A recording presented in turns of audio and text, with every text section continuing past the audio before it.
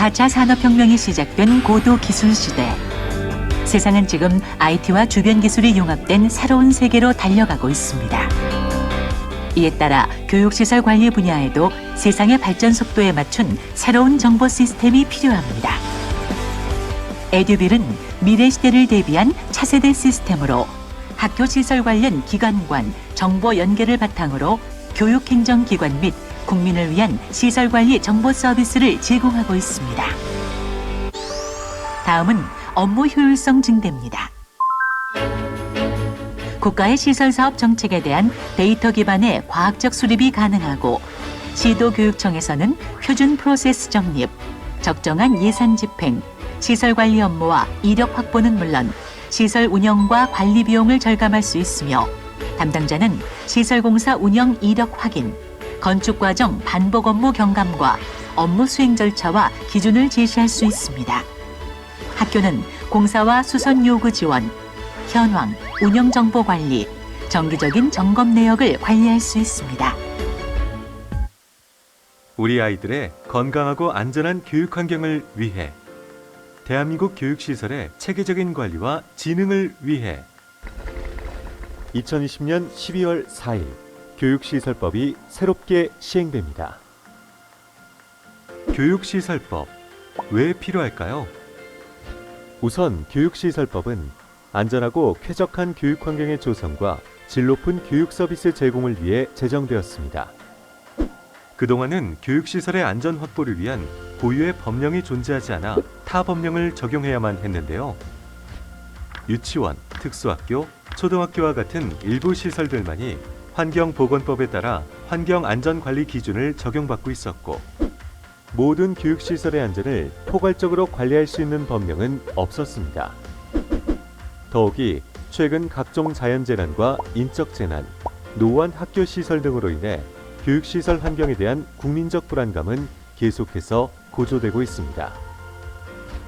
교육시설에 대한 체계적인 종합관리 시스템이 필요한 지금, 교육시설법이 최적의 해결책이 되어줄 것입니다. 이처럼 교육시설법은 교육시설 계획 수립과 교육시설의 종합관리 체계를 구축하고 각종 점검과 평가를 통해 안전한 교육 환경을 조성하기 위해 마련되었습니다.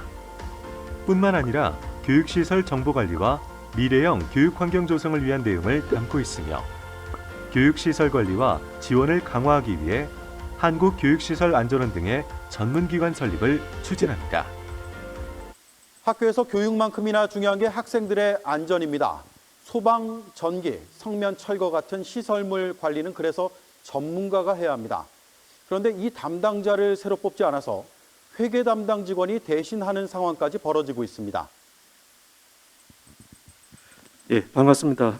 저는 경기교육행정포럼 연구위원 장재진입니다. 오늘 눈이 오는 와중에 여기 여러분이 찾아오셔가지고 제가 연구한 결과를 발표하게 돼서 너무 기쁘게 생각합니다. 오늘 제가 발표할 주제는 여러분이 너무 잘 알고 계시는 뻔한 얘기입니다. 하지만 뻔한 얘기도 자주 얘기해야 그게 이제 이슈가 되고 여론에 형성되면서 변화가 있지 않을까 생각해서 발표 주제로 선정하게 됐고요. 화면에서 보시다시피 학교 시설 관리 효율화 방안에 대해서 저는 오늘 발표해 드리도록 하겠습니다. 하지만 그 제목 앞에 감동을 주는 문장을 포함시켜서 학교 시설 관리에 있어서 학교 현장에서 얼마나 이제 실질적인 학교 현장을 지원할 수 있는지에 대해서 고민한 결과를 말씀드리도록 하겠습니다.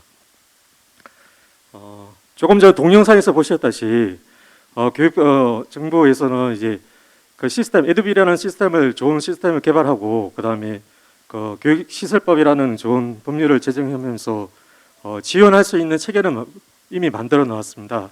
하지만 제일 마지막 동영상에서 보셨다시피 학교 현장에서는 많은 어려움을 겪고 있고 그런 어려움을 해소하기 위해서 우리는 조금 더 고민을 해보아야 되고 좋은 방안을 찾아야 되는 시기인 것 같습니다. 답은 간단합니다.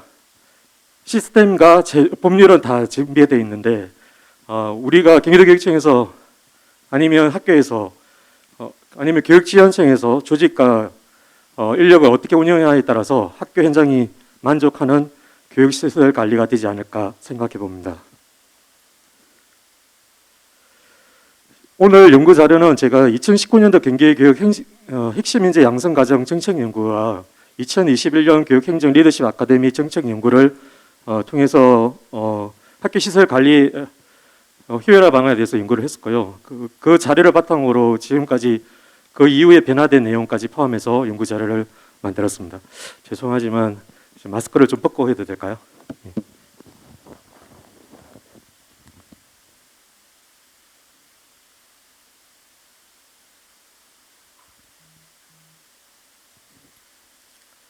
아마 제가 보시면 19년도에서 또 연구를 했었고 2021년도 연구를 했었는데 아직까지 이 주제에 대해서 관심을 가지고 있는 것은 이제 변화가 아직까지 이루어지지 않았다고 생각이 되고 제가 생각하기에는 학교에서 근무하시는 분들이 조금 행복해질 때까지 이 주제에 대해서는 관심을 가지고 계속 연구를 해볼까 하는 생각을 가지고 있습니다. 오늘 이제 발표 순서는 이제 연구 배경이라든지 학교 시설 일반 현황, 그다음에 학교 시설 유지 관리, 학교 시설 대집행 제도에 대한 일반적인 현황에 대해서 말씀을 드리고요. 지금 경기도 교육청에서 유지하고 있는 학교 시설 관리 전문 조직일 수 있는 교육시설 관리센터에 대해서 운영 부분에 대해서 설문조사를 실시했고 그런 문제점을 도출해서 개선 방안 4가지를 말씀드리고자 합니다. 첫 번째 연구 배경입니다. 교육부에서도 이제 학교 교육시설에 대해서 많은 관심을 가져왔었고 2019년도에는 이제 쾌적한 학교 시설 환경 개선 5개년 계획을 수립하면서 쾌적한 안전한 학교 공간을 마련하기 위해서 예산 지원을 2019년부터 지금까지 예산을 증액을 많이 하고 있습니다. 그에 따라 가지고 학교에서도 물론 이제 업무 부담이 가중되고 있는 상황은 맞는 것 같습니다. 그러다가 2020년도에 교육시설 등의 교육청, 학교 등의 책무라든지 종합적인 관리 및 진흥을 위한 법적 근거를 마련하기 위해서 교육시설 등의 안전 및 유지 관리 등의 법률, 즉 교육시설법을 제정해서 19년도에 제정했고 2020년도에 시행하게 되었습니다.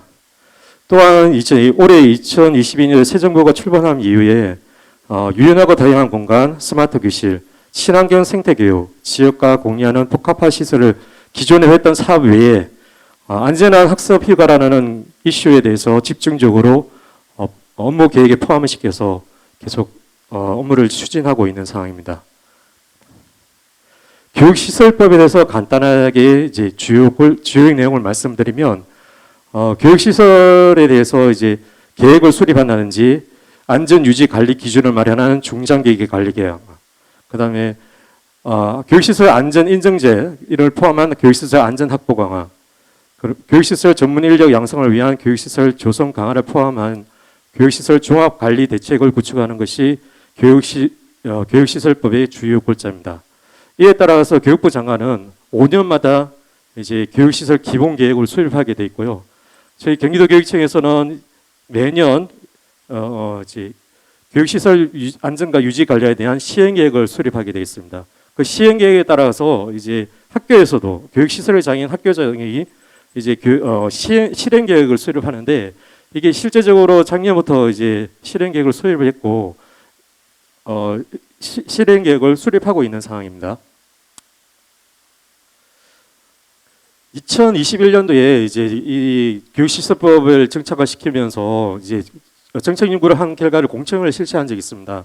그에 따라서 이제 제도 기술 기반의 교육시설 안전 관리 체계라든지 변화에 능동적으로 대응할 수 있는 지속 가능한 교육 환경, 교육시설 관리 조직의 전문화 진화된 관리 시스템 구축을 주요 골자로 한 교육시설 기본 계획을 2022년부터 2020년까지 이미 2021년도에 이제 수립을 했고요.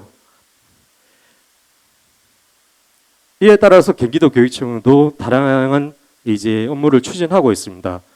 여러분도 아시다시피 2016년도에는 이제 현장 실무 시설 선진화를 위해서 시형 등을 포함한 4개 교육 지원청에 대해서 이제 교육시설 관리센터를 시범 운영을 했고, 그에 따라 가지고 2020년도는 25개 지역 교육청에서 모두 교육시설 관리센터를 운영하고 있습니다. 그리고 2018년도에 이제 학교 시설물 안전 및 유지 관리를 위해서 경기도 교육청에서 이제 조례를 개정했는데요.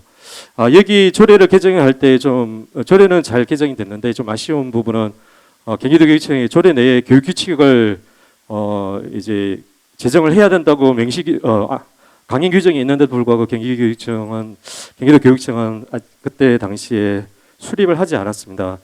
그와 비교되게 서울교육청 같은 경우에는 이제 시설물 유지 관리 지침이라든지 시설물 수송계, 그다음에 주요 시설물 내용 운수를 포함한 시행 규칙을 제정해서 학교에서 보다 좀 알기 쉽게 접근할 수 있는 이제 제도, 그러니까 지침이라든지 그런 걸 마련했던 거는 있습니다. 그러다가 이제 교육시설법이 이제 제정되면서 경기도교육청에서는 경기도교육청 학교시설물 안전 및 유지 관리한 조례를 전면 개정해서 경기도교육청 교육시설 안전 및 유지 관리에 관한 조례를 2020년도에 개정을 했습니다. 이 내용도 이제 교육시설법에 나와 있는 시행계획이라든지 실행계획이 포함되어 있습니다. 그리고 2022년 9월 1일자로 여러분들 아시다시피 2019년대 감사원 결과에 따라 가지고 비정상적인 지출 관행 개선 요구가 있어서 이 사유로 이제 학교시설 대집행 제도를 폐지한 사례가 있습니다. 이 부분은 차후에 또 말씀을 좀 드리겠습니다. 예, 저희 경기도교육청 교육시설 안전 및 유지 관련 조례에서 시행 계획을 이제 수립을 하고 있는데 시행 계획의 주요 골자를 보면 이제 안전한 교육시설, 지속 가능한 교육 환경, 효율적인 시설 관리 이 3대 이제 전략 목표로 해서 7대 이제 중점 과제랑 22개의 세부 추진 계획을 추진 과제를 이제 정해놓고 지금 시행을 하고 있는 상황입니다. 이 내용을 보면은 전반적으로 이제 교육부에서 만든 교육시설 이제 기본 계획에 유사하게 거의 동일하게 만든 상황이고요. 그 세부적인 이제 시행되게 된 추진 과제에 대해서 이제 내용을 보면 이제 다양한 부서에서 이제 교육 환경 개선과라든지 시설과 행정관리 담당관 이런 쪽에서 이제 물론 글린 스마트 미래 추진 학교 추진단 쪽에서 이제 그 추진 과제에 대해서 업무를 추진하고 있는 상황이고요. 이 부분에 대해서도 이제 도교육청에서 이렇게 한 부분에 대해서 학교에서도 이제 맞춰가지고 실행 계획을 수립을 하고 있습니다. 실행 계획은 매년 말 이제 12월 30일까지 이제 이렇게 수립을 해서 이제 1년 동안 운영을 한 뒤에 그 다음에 이제 3월 31일까지 결과를 보고하게 되어 있습니다. 그런데 이제 그 실행 계획 내에 양식에 보면 안전 기준 점검표가 있는데 지금 이게 내용에도 보시면 이제 교육시설법 시행에 따라 안전 기준이 고시가 되면 점검표를 보완할 예정이라고 되어 있는 사항인데요. 이 부분이 이제 2021년 2월 달에 이제 교육부에서는 고시를 한 사항이거든요. 그 부분이 좀 빨리 개선이 돼서 실제적으로 지금 학교에서 이제 교육시설법에 나와 있는 내용대로 이제 안전 유지 관리 기준을 좀 마련하도록 좀 했으면 좋겠습니다. 다음은 학교 시설 유지 관리에 대해서 말씀을 드리겠습니다. 다 아시는 내용이지만 2016년도에 의정부, 성남, 시형, 수원이 이제 교육시설 관리센터를 운영하고 나서 2020년도에는 전체 25개 교육지원청에서 전반적으로 다 구축이 된 상태고 현재는 이제 보시면은 전체 공립학교가 2,409교입니다. 근데 이제 관리 대상교가 전체 대상으로 하고 있거든요. 시설 관리 주무관이 있든 없든 이제 교육시설 관리센터의 주 업무는 이제 전체적으로 이제 전체 학교에 대해서 유지 관리 업무를 시행하는 걸로 되어 있습니다. 다음은 현황과 문제점에 말씀드리겠습니다. 학교 시설물 일반 현황입니다. 경기도 교육청의 최근 10년간 학생 수와 학교 수를 이제 변동 추이를 비교해 보면 학생 수는 지금 2022년도에 148만 정도 되고요. 2010년 대비 한 16.9%가 감소했습니다. 그에 비해서 이제 경기도 내에서 이제 개발 사업이 집중되다 보니까 학교 수는 이제 15.5%가 증가한 수치죠. 이제 학생 수는 계속 주는데도 불구하고 학교 수가 늘어나면서 이제 우리 지방 공무원들이 이제 관리해야 될 학교 수는 점점 늘어나고 그만큼 유지 관리에 필요한 인원들이 더 많이 요구가 되는 상황인 거죠. 그에 비해서 이제 노 건물 수는 이제 30년 이상 건물들이 약 28%가 올해 기준으로 나와 있거든요. 물론 그 그린 스마트 스쿨로 해가지고 개축이라든지 리모델링을 하고 있지만 2019년도에 제가 자료를 이제 뽑았을 때 대비해서 지금 2022년 불과 몇 년 안 됐는데도 보고 13%가 증가했습니다.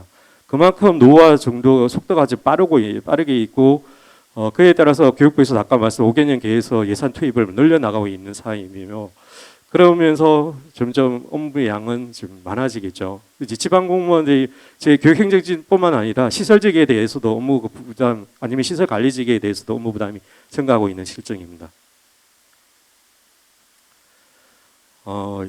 통계청에서 매년 2년마다 이제 학교 생활 만족도에 대한 이제 설문조사를 합니다. 중고등학생들 대상으로 하고 있고요. 그때 이제 학교 시설 및 설비에 대한 불만족률이 2022년에 47.3%였습니다.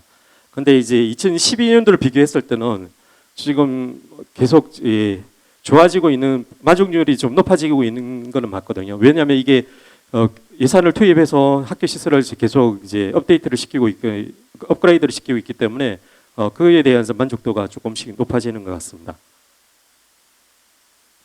다음은 학교 시설 인력 운영 현황입니다. 이거는 이제 2021년도에 이제 이 연구자가 뽑은 자료인데 서울이랑 제주 같은 경우에는 시설 관리 정원이 지금 신규 채용 때문에 좀 높아지는 상황이 있고 나머지 시도교육청은 다 줄어들었습니다. 경기도 교육청 같은 경우는 학교 수가 늘어나는데도 불구하고 이제 2013년 대비해서 1,253명이 감소를 했거든요. 네, 이거는 뭐 정책적으로 정무적으로 판단해서 결정된 상황이라 제가 오늘은 언급을 안 하도록 하겠습니다. 이런 상황에서 이제 이 최근에 이제 코로나19라든지 그다음에 그 미래교육을 준비하는 사업들 때문에 이제 기존에 저희가 감당했던 이제 학교 화장실 개선이라든지 학교 정축, 학명 성명 해체 작업 외에도 최근에 이제 미래의 학교 준비를 이런 이슈들 때문에 이제 그린 스마트 스쿨이라든지 공간 제고와 물리력에서 이런 부분들이 새로 이제 업무 부담들이 가중되고 있는 상황인 거죠. 이제 인원은 늘지 않은데 이제 일은 더 늘어나고 있는 이제 상황입니다. 그래서 이 부분에서 이제 인원을 늘릴 수 있는 방법은 지금 현재로서는 없는 것 같고, 그는 어떻게 시설 관리를 효율적으로 해야만 이제 그 인원이 부족한 부분을 보완할 수 있을지를 좀 고민해 봐야 되지 않을까 생각이 됩니다. 예를 들어 가지고 이제 이거를 제가 만들어 봤는데, 이제 도교육청 담당자가 이제 한 가지 업무를 한다고 치면은 교육청 담당자는 이제 뭐 예를 들어 이제 그 재정지원팀에서는 정책기획관이라든지 교육환경 개선과의 업무라든지 뭐 이런 부분의 업무를 대해서 내려올 거고, 공무원도 시행이 될 거면 예를 두 명이 하는 거를 이제 교육지원에서 3명이 할 거고, 학교로 내려가면은 교육청에서 공무원이 내려온 거에 대해서는 이제 다 처리를 해야 되기 때문에, 따지고 보면 도교육청에서 6명이 일하시는 업무에 대해서 각각을 일을 해야 되는 상황이거든요. 근데 최근에 이제 경기도교육청이 아시다시피 3월 1일자로 조직 개편이 되면서 조직을 설립한다고 하셨으니까 그 부분은 좀 긍정적으로 판단이 되고 있습니다. 시설 부분에서 그걸 좀 대입을 시키면 똑같습니다. 이제 시설은 이제 도교육청에서 시설 안전 개선 사업, 노후 개선 사업, 특별 교육원 대형 지원 사업 이런 부서들이 엄청 많습니다. 이 사업을 자체를 하는 부서들이. 그리고 이제 지역청이 내려오면 재정지원팀이라든지 학생 배치, 그다음에 교육시설팀 인원들이 또 조금 있고요. 그러는데 학교로 이게 내려가면 학교에서는 행정실장이라든지 아니면 업무 담당자 한 명이 이 일을 다 처리해야 됩니다. 그러면 교육지원청에서 이제 재정지원팀에서 전화했다가 교육시설팀에 전화했다가 이렇게 똑같은 문의를 하는 경우들이 종종 발생하거든요. 이 부분도 조금 도교육청에서 부서별로 처리할 수밖에 없는 사정은 분명히 있을 겁니다. 그러면 이제 이게 지역 교육청에서도 이제 현장 지원에 집중돼 가지고 해야 되기 때문에 지역에서 조금 좀 총괄된 부서가 좀 있어야 되지 않을까. 학교에 한 명인데 지역청에서 여러 명이 전화하면은 전화 받는다고 힘든 경우들은 많거든요. 그런 부분을 좀 보완이 좀 필요하지 않을까 생각이 됩니다. 그 학교 시설 유지 관리 방식은 이제 크게 두 가지로 나눌 수 있는데, 예방 보전 방식과 사후 보전 방식이 있는데, 사후 보전 방식은 아시다시피 뭐가 터지거라든지 설비가 그러면 이제 보수 보강을 해야 되는 거고, 그다음에 예전에 교육 환경 개선 사업이겠죠. 교육 환경 개선 사업에 대해서 중장기 계획을 수립을 해서 진행을 해야 됩니다. 근데 실제적으로 학교에서 학교별 중장기 계획을 가지고 계신가요? 예. 만약에 그걸 하신다면 나중에 실적으로 하려고 하시지 않을까 생각이 됩니다. 예. 중장기 계획에서 학교별로 수립하는 것은 되게 중요하다고 생각이 됩니다. 그 부분을 조금 더 말씀을 드리고, 그런데 이런 문제들을 유지 관리를 할 때 교육청에서는 유지 관리팀이라든지 전문가가 좀 공급이 좀 부족한 상황을 맞는 거죠. 조금 이따가 저희 다른 이제 신현민 연구위원이 말씀하실 건데, 지방 공무원 인원수가 저희가 경기도가 제일 부족한 상태가 심각한 수준이거든요. 그리고 학교에서도 이제 실제적으로 전문직 분야가 아니기 때문에 좀 아까 뉴스에서 넣었을 때 회계 담당 공무원이라고 하지만, 물론 저희 업무도 학교 시설 관리 업무에 대한 내용도 있습니다. 그렇기 때문에 안 할 수는 없고, 그러면 전문직 기술을 역량 개발을 해야 되는 거는 분명히 있는 사항이고, 최근에 이제 교육 프로그램도 계속 만들고 있는 사항이지만, 실제적으로 안전 부분에 대해서라든지 공사를 할 때 안전도 이제 삼종 시설물에 대해서는 주기적으로 안전 점검을 해야 되잖아요. 그 부분에 대해서도 눈으로 좀 하는 경우들이 많더라고요. 실제로 장비가 와서 하는 경우는 없고, 그런 게 좀 안타까운 부분이고, 학교 시설에 대해서 진짜 반복된 관찰로만 진행이 되고 있는 실정이 아닐까 생각이 됩니다. 그런데 다행히 이제 아까 말씀드린 계속 시설 투자에 대한 예산은 계속 늘어나고 있습니다. 하지만 이제 다행히 경기도 교육청에서는 학교 회계로 전출한 비용을 계속 줄여가고는 있거든요. 이런 부분은 이제 학교 지원을 위해서 그러시는 것 같은데, 다만 이제 이 금액 자체도 아직은 어마어마한 양이기 때문에 그 부분 부담은 좀 아직도 남아 있다고 생각이 됩니다. 그럼 학교 시설 전문 조직 현황을 말씀드리겠습니다. 2020년도에 경기도 교육청은 학교 시설물 안전 관리 기본 계획을 수립을 하면서 시설 노후화나 4차 산업의 사회 변화에 맞춰 가지고 어떻게 하면은 이제 학교 시설을 이제 효율적으로 관리할 수 있을까 하는 조직 체계를, 그러니까 안전과 유지 관리 위한 조직 체계를 이제 구성을 해놨습니다. 이런 부분에 대해서는 이제 이 체계가 좀 제대로 운영이 될 수 있다면은 아주 적합한 조직 체계라고 생각은 됩니다. 다음에 이제 기본적으로 아까 말씀드린 그 사전 예방 관리라든지 사업 수습고에 대해서 안전 관리 추진 체계를 만들었는데, 따지고 보면 사전 예방은 교육 환경에서 시설과에서 해야 되고, 사업 수습이나 복권 자금은 교육시설팀이라든지 학교에서 해야 되는 부분인데, 이거를 이제 통합을 좀 했으면 좋겠다는 생각을 제가 기본적으로는 가지고 있거든요. 그런 부분이 조금 진행을 됐으면 좋겠다는 생각은 있습니다.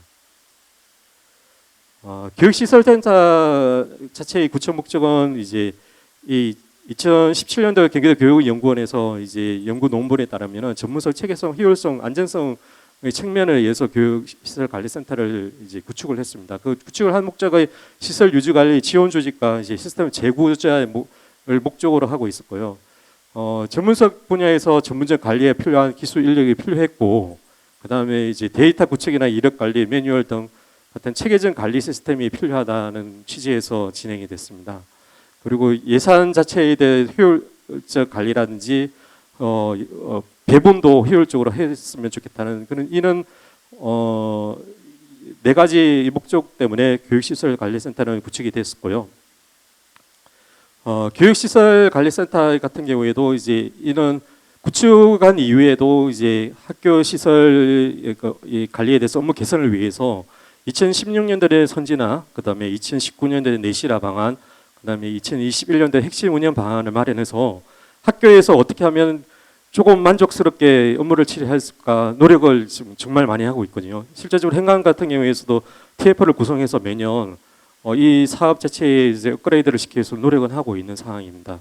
그래서 2019년도 내실화를 보면 이제 시설관리 미배축의 관리 내실화를 통해서 순회 근무 실시하고 전담 체계를 구축한 이제 거점형 집중 관리를 시행을 했었고요. 소규모 사업비 편성이랑 집행 자율성을 강화를 했습니다. 그리고 학기 시설 이제 이 부분에 제가 체크 표시를 하는 거는 에드빌 현황화 작업이 기존에 학교에 있다가 2019년도에 이제 교육청에 넘어갔거든요. 근데 실제적으로 교육시설관리센터에서 이제 에드빌을 제대로 관리하고 있는지는 저는 조금 의문시 됩니다. 왜냐하면 최근에 제가 이걸 발표를 하기 위해서 에드빌을 다시 들어가 봤는데 좀 많이 비어 있는 공간들이 많거든요. 제일 먼저 제가 해야 될 거는 제 개선 방안을 말씀드리겠지만 이 부분이 아닐까 생각이 됩니다. 2021년도에 핵심 운영 방안에서는 이제 실시간 학교 시설 유지 보수 관리 시스템을 통한 거나 아니면 이제 원컬리는 한 살 이용을 통해 가지고 한번 입력하면 전체적으로 계약 서류들이 다 작성되는 이런 부분의 만족도 재개 부분이라든지, 그다음에 VOS 운영을 통해 가지고 이제 학교랑 센터가 소통을 강화한다는 취지로 진행이 됐고요. 그다음에 그 공통 사업 발주, 통합 발주 이런 걸 시행을 했습니다. 지금 현재 교육시설 관리센터 주요업무는 크게 네 가지인데, 순회 점검, 상담 운영 기술 지원, 통합 발주 연간 단가, 소규모 보수 공사 이렇게 진행이 되고 있습니다. 그럼 타시도 사례를 보겠습니다. 이제 시설 관리 전담 인력이 이제 시설 관리 주무관님들이 1교도 한 명이 있는 학교는 12개 정도, 12시도 교육청이 되고요. 그 중에서 6개 교육청이 지원 조직이, 그러니까 제휴 같은 센터라든지 추진단이라든지 이런 게 구성되어 있습니다. 시설관리 전담 인력 미배치교 같은 경우 미배치교가 있는 데는 저기 5개고요. 경기도도 여기에 속하여 있습니다. 지원 조직 형태를 보면 지속 기관은 4개 시도교육청, 서울 비롯해서 세종까지, 그다음에 교육 지원센터 쪽으로는 경기, 부산, 인천, 강원, 경남 쪽으로 되어 있습니다. 미설치 지역은 8개 교육청인데 충북이랑 경북 같은 경우에도 최근에 이거를 지원 조직 센터로 만든 걸로 알고 있습니다. 경남 같은 경우에는 이제 기존에 학교 지원센터가 있었거든요. 계속 이제 지역층별 학교 지원센터가 있기 때문에 학교를 어떻게 이제 학교 업무를 계속 가져왔던 거죠. 거기도. 그러면서 이제 최근에는 방과후 업무까지 맡아가지고 학교 통합 지원센터로 이제 운영을 하고 있습니다. 근데 학교 지원 행태를 보면 이제 세종, 대구, 대구는 서울, 대구, 세종, 인천 같은 경우에는 이제 시설 관리 부담 경감이라 소금 보수 지원 직접 지원하기 위해서 기동 보수반을 두고 있는 상황입니다. 물론 이제 저희 같은 경우에도 지역 교육청에 따라서 아니면 시설 관리 주무관들의 업무 역량에 따라서 이렇게 실시하는 데도 있긴 있습니다. 근데 이게 공식적으로 다 구성되어 있는지는 되어 있지는 않은 것 같고요. 이 부분은 이제 이 연구 논문에 따르면 타시도 사례에 보면 전북이랑 울산 같은 경우에는 행정실에서 시설 업무를 미담당하는 걸로 되어 있습니다. 그러니까 행정실에서 시설 업무를 다 뺀 거죠. 근데 실제적으로 교육시설법의 법률에 있으면 학교장이 이제 시설에 관련 책임이 있기 때문에 다 빼지는 못했던 것 같고요. 전북이랑 울산 사례를 다시 한번 살펴보면 전북 같은 경우에는 이런 업무를 이제 학교 시설물 유지 관리 세부 지원 사항에 보면 청소, 방호, 그다음에 법정 관리 용역, 그다음에 선물 소수서 이런 제도들을 교육지원청이라든지 이제 사회적 기업을 다 이제 해서 학교의 업무를 줄여주고 있는 상황입니다. 좀 특이한 거는 이 보시면 교육청의 집행관리에 일상적으로 학교에서 일상적으로 소모품까지 일괄 구입해서 주는 걸로 되어 있더라고요. 되게 학교를 위한 이제 지원을 많이 하고 있는 것 같습니다. 울산 강릉시 같은 경우에는 학교에서 시설 요구를 하면 콜센터가 있는 것 같습니다. 콜센터에서 이거를 분류를 하고 이제 긴급한 거는 긴급한 소규모 같은 경우에는 이제 지역청에 있는 쪽으로 연락하면 이제 현장 조치 확인하고 조치를 하고요. 교육 환경 개선 사업 같은 경우에는 이제 그 두 개의 이제 시설 팀이 있는 것 같습니다. 거기에서 계획을 수립을 해서 교육 환경 개선 사업을 학교랑 협의해서 진행을 하고 있는 것 같습니다. 학교 시설 대집행 제도에 말씀드리겠습니다. 2011년도에 이제 감사원 지적사항으로서 계약 위반 사례가 다수 발생함으로써 이제 학교 시설 공사를 대집행 제도를 도입을 했는데 이게 하다 보니까 이제 그 공사 지연도 되고 기술직 공무원들이 퇴직을 많이 해버리는 거예요. 그러니까 금액을 2017년도에 3천만 원을 올렸습니다. 그러다가 또 안 돼서 이제 2019년도에 5천만 원을 올렸는데 2019년도에 감사원 감사를 받으면서 비정상적인 지출 간행을 하는 걸로 해서 2020년 9월 1일자로 이제 대집행 제도는 폐지를 하고 현장 지원 업무 제도를 마련해 가지고 지원하는 걸로 시설가에서 공문이 시행된 적이 있습니다. 다만 이제 이와 별도로 서울교육청 같은 경우는 학교 시설 대집행 제도를 아직도 운영을 하고 있거든요.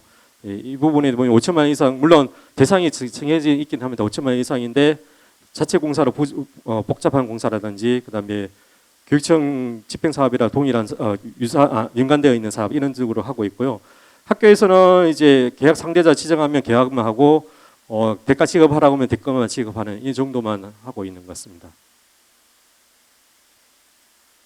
그래서 이제 지금 저희가 운영하고 있는 그 학교 시설 유지 관리 전문 조직이라고 할 수 있는 교육시설센터에 대해서 2021년도에서 저희도 연구를 했지만 설문조사를 했지만 그 전에 시설관리센터가 생기고 시범 운영할 때부터 계속 각 지역 교육청별로 교육시설관리센터에서는 만족도 조사를 하고 있거든요. 17년도에는 이제 4개 교육청에 대해서 시범 운영한 교회에서 전반적 만족도가 81%, 대응 신속도가 90%, 그다음에 지금이 적극성이 85.3%가 나와서 이게 이제 교육시설센터가 확대될 수 있는 근거 자료로 활용하고 있는 상황이었습니다. 그러면서 19년도, 2020년도까지 이제 지역청에 다 설문조사한 걸 취합해 봤더니 보통 이상 이제 만족도 이제 보통 이상까지 79%라고 이제 나와서 어느 정도는 교육시설센터의 존재 이유가 좀 있는 걸로 판단이 됩니다. 그래서 근데 이제 저희가 이번에 2021년도에 조사한 거는 이제 학교 시설 유지 관리 인식이라든지 교육 시설 같은 세부 사업이 약간 4가지 있었잖아요. 그 사업에 대해서 이제 만족도 조사를 했고 이제 여기에 이제 교장 선생님이나 학교 교감 선생님들도 한 29% 정도가 참여를 했었습니다. 전체적인 전반적인 만족도 결과를 보면 이제 교육시설센터의 지원 사업이 아까는 보통을 포함시켰던 거고 이제 보통 이하를 저는 이제 75.7%라고 생각을 했는데 실제적으로 이제 만족이라든지 매우 만족 같은 경우를 따지보더라도 이제 그 얼마 되지는 않는 상태이거든요. 예. 근데 그 중에서도 제일 불만족인 게 소규모 공사라든지 상담이라든지 기술 지원본의 불만족이 그러니까 소규모 공사는 학교에서 해야 된다. 굳이 교육시설을 할 필요 없다. 이런 생각을 가지고 계시는 분도 있고요. 그 불만족 사유의 주 보면 유지 관리의 즉시성, 신속성이 부족하다. 학교는 급하게 필요한데 빨리 안 해준다. 이런 부분이 있었고, 관리 대상 학교 과다로 행식적인 적용을 한다. 그다음에 전문적 인력이 부족하다는 했고, 거기에서 유지 관리 업무에서 수행 시에 필요한 거는 전문 인력 정원 부분과 전문기관 신설, 민간 위탁 확대 이런 부분이 나왔습니다. 기타 주요 의견을 보시면 이제 조직을 사업소 공단으로 확대하여 일체 관리 체계를 구축해 달라는 의견이 있었고요. 사안별 이제 전문가 그룹을 형성을 지원해 달라 이런 부분도 있었습니다. 이게 아까 말씀 다른 시도교육청에서 기동 보수반 정도가 되지 않을까 생각이 됩니다. 예. 그리고 소통 개선이 좀 필요하다. 이제 실제적으로 그 시설 관리에 있어서 사업 요구를 하면 시스템으로 확인하고 이런 소통을 개선하고 있는데 그 학교에서 시설 이제 요구할 게 아니라 이제는 교육시설센터에서 이제 데이터가 있으면 그걸로 제안을 요구를 해서 이런 걸 했으면 좋겠다고 제안을 해야 되는데 그런 게 좀 안 이어지는 것 같습니다. 그 4개의 사업에 대해서 만족적으로 보면 순회전경 같은 경우에는 만족 이상, 그러니까 매우 만족만 28.7%였고요. 불만족이 31.3% 정도 됐습니다. 인력이 좀 인력이나 전문성이 부재한 게 제일 큰 이유였고요. 상담 운영이 기술 지원은 31.4%가 만족을 했지만 불만족은 29.1%였습니다. 즉시 대응 활동이 부족하다. 기동 보수방문인 게 좀 필요하다는 생각이 듭니다. 통합 발전의 연가단가 경우는 조금 비율이 이제 48.1%로 만족도가 좀 높은 편이었지만 이제 불만족도 21.1%였습니다. 근데 즉기 보수공사 미실시 통합계약 다른 사업 지원 이런 부분이 학교에서는 이 시기에 필요한데 계약 때문에 업체에 의해서 끌려가는 공사 시기를 잡는다든지 그런 경우들이 많다는 거죠.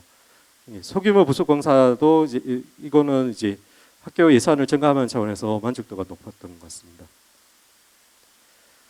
기타 의견을 보면 이제 그 순회 점검 상담 운영 기술 지원은 행식적이 아닌 보다 실질적인 교육시설관리센터에서 이제 시설관리 주무관이 그냥 학교 와서 그냥 눈으로 보고 갈 게 아니라 이제 학교 실장님이랑 좀 소통을 좀 잘하셔가지고 이제 실질적인 점검이 될 수 있게 학교 불편사항이 뭔지를 좀 제대로 듣고 가면 좋겠다는 생각이었고, 이거는 이제 개인의 역량의 문제일 수도 있지만 시설관리 주무관들이 정말 잘하시는 분들이 계시거든요. 근데 그렇게 안 하시는 분도 있기 때문에 이런 의견이 나온 것 같습니다. 학교 시설 공사는 교육시설관리센터로 이관해야 되라 이런 부분도 있었습니다. 그래서 이런 이제 설문조사라든지 이런 내용을 바탕으로 이제 교육시설센터가 구축된 목적인 이제 4가지 중에 전문성, 체계성, 효율성 부분에 대해서 문제점 도출을 해봤는데요. 전문성 같은 경우에는 학교 시설을 종합적으로 관리하는 전문 인력이 부족한 상태는 맞습니다. 시설 관리 지방공무원 자체가 인원이 부족한 상태에서 시설 관리 주무관도 당연히 지금 부족한 상태이고요. 그래서 직접적인 외부 전문가가 학교 시설 관리에 참여할 있는 창구가 마련이 필요하다. 그다음에 학교 교육 시설 관리센터 시설과 역할 제구자가 아니면 인력 배치가 필요하다 이런 생각이 듭니다. 그리고 체계성 부분입니다. 이제 학교 시설 통합 정보 시스템 에돌빌 같은 경우에는 이제 커뮤니티의 시설 보수를 하는 정도만 이제 하고 있는 거죠. 물론 이게 그렇기 때문에 이제 이력 관리가 정확한지를 지금 이거 솔직히 현장에서는 파악이 잘 안 되는 상황이거든요. 왜냐하면 그게 예전에 학교에 있는 데이터를 올렸고 그거를 이제 검증하는 절차가 전혀 없었던 상황입니다. 근데 효율성 부분은 이제 학교 현장의 학사 일정 등이 고려하지 않고 사업의 계약 관계에 따라 진행한다. 아까 말씀드렸듯이 학사 일정에 따라 가지고 우리는 이날 해야 되는데 계약 일정이 밀려 있으니까 이제 수업 중에 하겠다 이런 소리도 있고 그런 부분에 대해서 불만 사항이 좀 많았던 거고요. 그런 부분이 좀 문제지구로 됐습니다. 그래서 개선 방안으로 이제 학교와 학교 시설 전문부 관리부서가 좀 선순환 구조가 되어야지 않나. 그래야 학교가 감동하는 학교 시설 관리가 되지 않을까 해서 유기적 협조 협력 체계를 구축해야 되고 아까 말씀 전문 체계 효율성을 제고해야 되는 부분이랑 학교 시설 업무 행정 업무를 경감해야 됩니다. 예전에 교원 업무 경감이었지만 요즘은 교직원 업무 경감이잖아요.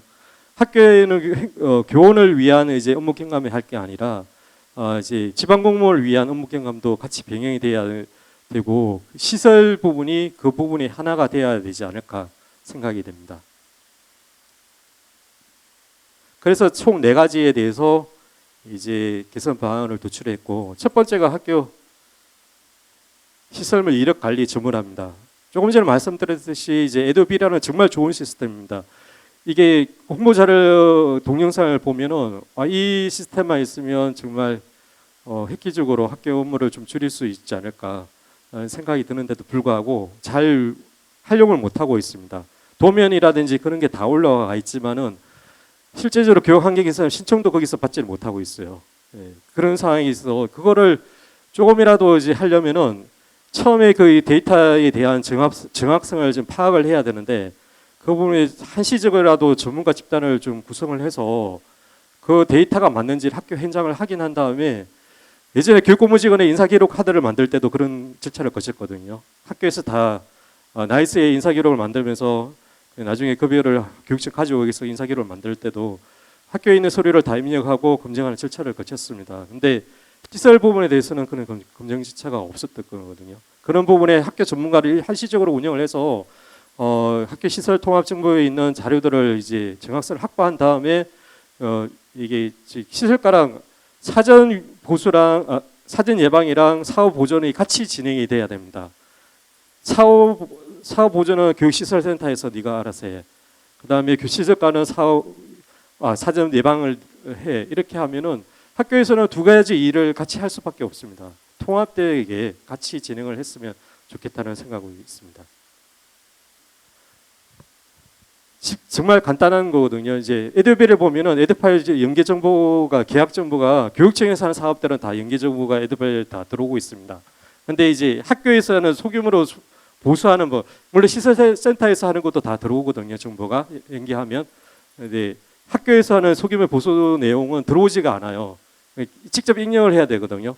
이거는 제가 거기 한교교육개발원에 전화를 하니까 시도교육청에서 요구하면은 만들 수 있다고 합니다. 그래서 에듀파인 저희 좋은 시스템이 있고 그런 게 보수 공사를 학교에서 하는 것도 데이터가 계속 누적이 돼야 되는 상황이거든요. 그런 부분은 좀 개선이 좀 필요하지 않을까 생각이 됩니다. 다음에 학교 시설 관리 주체 역할 제고자가 필요합니다. 지금 학교에서 기본적인 학교에서는 언젠가는 이 시설 관리 업무를 좀 뺐으면 좋겠다는 취지에서 제가 만들었고요. 위직에서 사후 보전, 그다음에 사전 예방 교육 환경개선 사업 자체도 이렇게 돼야 하는데 이게 조직만 변해서 되는 거 아니고 인력 재구조화도 필요합니다. 왜 굳이 이제 시설직이란 시설 관리직만 이런 역할을 해야 되냐고 생각이 좀 간혹 들거든요. 교육행정지도 가서 이제 시설 학교에서 이제 하는 부분을 다 빼온다면은 교육행정지도 이 부분에 부서에 가서 같이 이제 시설 유지 관리에 대한 계약이라든지 아니면 그런 부분들로 충분히 역할을 할 수 있다고 생각합니다. 그래서 통합되게 좀 한 군데서 좀 해줬으면 좋겠다는 생각이 드는데 인력에 대한 보상 체계도 분명히 있어야 됩니다. 나중에는 기존처럼 퇴직자가 많은 시설직에 대해서는 수당이 없거든요. 이제 예산이라든지 학생 배치라든지 특별 수당이 있는데도 불구하고 시설직에 대해서는 수당이 없고 그런 부분도 좀 고려가 돼야 되지 않을까 생각이 듭니다. 그다음에 중장기 계획하에 예산을 집행해야 됩니다. 수선직이 말씀을 드렸는데요. 서울시는 아까 그 시행규칙 만들 때 제도적으로 돼 있고 저희는 이제 한턱 단가라고 해서 하면서라든지 그런 게 그 내용서가 조금 일부 나오기는 합니다. 근데 그게 구체적으로 저희가 조례라든지 시행규칙이라든지 지침에 그게 명시가 되지 않고 있는 상황이고요. 그 한 보시면은 이제 에듀에 이렇게 이제 기준 단가 기준이 나와 있어야 되는데 이것도 활용을 안 하고 있거든요. 이제 교탁 단가에 대해서도 이제 들어가지 이게 내용을 2010년도 교육 단가라고 돼 있는데 지금 내용을 들어가면 아무것도 없습니다. 그리고 이제 여기 보시면 내용 용서가 하나도 이제 방수에 대한 규격에 이런 게 나오는데 내용서가 적혀져 있지 않거든요. 이런 부분이 학교의 입장에서도 이제 기존 데이터가 정확하다면 그 방수가 언제 했고 그 방수가 물론 현장을 해봐야 되겠지만 이런 정도 되면은 방수를 다시 해야 된다 이런 생각을 가질 수 있게 계획을 수립할 수 있게 내용서도 정해져야 되지 않을까 그리고 이제 기준 단가로도 좀 정해줬으면, 왜냐하면 저희가 이제 수의 계획을 할 때도 이제 2명 이제 한 명인데 이제 한 업체인데 계약 그걸 받을 수 있지만은 2개 업체 받을 수 비교 견적을 하지만 그게 정확한지를 솔직히 몰라요. 그러니까 품새에 대한 이제 직산을 프로그램을 사용해야만 그런 걸 확인할 수 있는데 기준 단가가 어느 정도 나와 있으면은 좋겠다. 이 기준 단가는 매년 업데이트를 시키면 되니까요. 네 번째는 학교 시설 대집행 제도 재시행입니다. 학교 시설 사업 대집행 제도가 폐지된 사유가 두 가지였습니다. 예산 편성의 한계랑 사업 집행의 한계입니다. 그러니까 예산 편성의 한계는 이제 그 간행적 학교 회계 전축금이 편성이 돼서 문제가 됐던 건데 이 부분은 해소가 됐습니다. 조금 이따 말씀드리면 사업 집행 부분에는 이제 학교 회계 전축금 나가고 세외로 받아서 집행하는 게 문제가 됐던 부분이거든요. 이런 부분은 좀 개선을 한다면 충분히 할 수 있을 것 같아서 예산 편성 같은 경우는 지방교육재정 교부금법이 2021년 12월 28일 날 개정이 됐습니다. 그때 용어 자체가 학교 행정의 장에서 교육감으로 이제 개정이 됐거든요. 그러면서 그 개정 사유가 뭐냐면 기초지방단체가 교육비 특별하게 전출할 수 있도록 함으로써 교육 자체 확대를 하겠다 이런 취지로 개정이 됐습니다. 근데 다만 이제 그게면 지방자치단체 교육경비 보조에 관한 규정에 보면 학교 회계로 편성해야 된다 이런 문구가 있기 때문에 그것도 같이 좀 개정이 됐으면 좋겠다는 생각이 있습니다. 그리고 사업 집행의 한계는 이미 다른 시도교육청에서도 이제 서울 같은 경우에는 대집행 제도를 하고 있는 상황이기 때문에 그런 거를 참고해서 보완할 수 있으면 충분히 가능하다고 생각이 됩니다. 교육시설법의 제1조라든지 경기도 교육청 교육시설 안전 유지 관리에 대한 조례가 제1조에 보면 목적이 나옵니다. 그 목적은 안전하고 쾌적한 학교 환경을 조성해서 이제 교육의 질 향상에 이바지한다는 게 목적으로 되어 있고요. 그렇게 하기 위해서는 저희가 지속 가능한 교육시설이라든지 교육시설 관리 효율화를 통해 가지고 지속 가능한 교육시설이라든지 안전한 교육시설을 학생들에게 제공해야 될 의무가 저희에게는 있습니다. 이 부분이 저희가 시설직이 아니라서 그런 거는 아니고요. 행정직 학교에 근무하시는 분 아니면 교육청에 근무하시는 분들은 모두의 책무라고 생각은 하고 있고 저희가 저희 지방공무원에서 시설 업무를 안 하겠다는 건 아니잖아요. 어떻게 하면 효율적으로 할 수 있는 방법 아까 말씀드린 교육행정직도 통합부서가 있다면 가서 일을 해도 되고 그런 부분이기 때문에 그런 부분을 좀 고려가 돼야 된다고 생각합니다. 지금까지 교육부라든지 경기도 교육청 이런 쪽에서 이제 교육시설 환경 개선을 위해서 정말 많은 노력을 하고 있거든요. 근데 양만큼도 방향이 중요하기 때문에 이 부분에서 정말 제가 서두에 말씀드렸듯이 저희 한두 번은 말씀드릴 게 아니라 계속 이 부분에서 이제 얘기가 나오고 토론도 하고 그다음에 여론이 조성되고 그래야만 변화가 있을 것 같습니다. 여러분도 이제 많은 관심을 좀 가져주셨으면 좋겠습니다. 예, 이상으로 오늘 발표를 마치겠습니다. 감사합니다. 네, 안녕하세요. 신영민입니다. 너무 감사합니다. 이 자리까지 와주셔서 그리고 관심이 있으셔서 여기까지 와주셨기 때문에 저는 제가 개인적으로는 시간을 이렇게 분단위, 초단위로 나눠 써야 된다고 생각하는 사람이다 보니까 이렇게 각자가 가진 자신의 시간을 오늘 이 자리에 내어주신 거잖아요. 최선을 다해서 한번 제가 약 2개월간 정책 연구한 결과를 말씀드리도록 하겠습니다. 저는 오늘 남 이야기가 아니고 나 그리고 우리 모두와 관련된 주제인 경기도 공립학교 지방공무원 인력 운용 실태 그리고 이어서 지방공무원 총회인건비제 개선 방안에 대해서 말씀을 드리려고 합니다. 이 자리에는 이제 각급 학교에 계신 분도 계실 테고요. 본청 또 교육지원청 직속기관에서도 오셨을 것 같습니다. 그런데 다들 아시겠지만 우리 지방공무원들은 이제 계층제 조직에서 일을 하다 보니까 자신이 맡은 업무가 있으면 그 업무에 빵꾸를 내지 용어가 적절치 않을 수도 있겠네요. 예. 그러니까 업무를 소홀하지 않기 위해서 굉장히 많은 노력을 합니다. 그러다 보면은 막상 우리 옆에 있는 사람 그리고 옆에 학교 얼마나 인력 운영 여건이 어려운지 우리가 좀 살펴보기 어렵거든요. 그런데 막연히 우리는 그냥 업무가 많고 일이 힘들다 사람이 부족하다 이 정도만 항상 이 머릿속에 인식을 하고 있거든요. 근데 이런 상황에서 올해 2022년 윤석열 정부 들어서서 우리 공무원 조직과 정원과 관련된 인력 운영 정책에 대한 영상이 있어서 먼저 그 영상을 한번 보고 이어서 발표를 시작하도록 하겠습니다. 행정안전부 차관 한창섭입니다. 오늘 국무회의에 보고된 정부 인력 운영 방안에 관하여 국민 여러분께 설명드리겠습니다. 우리나라 공무원 정원은 현재 총 116만 3천여 명으로 최근 인구 감소, 규제 개혁, 민간 부문 성장 등 행정 환경 변화에도 불구하고 그동안 인력을 지속적으로 정원해 옴에 따라 국가 재정에 큰 부담이 되고 행정 비효율을 초래하는 등 여러 가지 문제가 지적되어 왔습니다. 이러한 문제인식에 따라 정부는 일반, 경찰, 교원, 지방 등 정부의 전 분야에 걸쳐 인력 효율화를 추진해 가겠습니다. 먼저 모든 중앙부처에 대해 환경 변화에 따른 정부 기능과 인력의 적정성을 점검하고 비효율을 개선하기 위하여 범부처 조직 진단을 실시하겠습니다.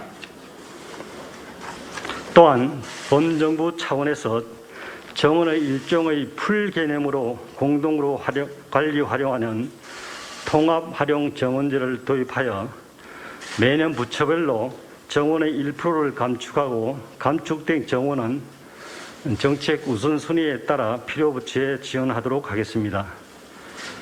경찰과 해경의 경우 하반기에 실시하는 조직진단 결과에 따라 그간 대규모 정원 분야를 중심으로 매년 1%의 인력을 자체 소정 재배치하도록 하여 다른 필수 정원 분야에 활용하도록 하겠습니다.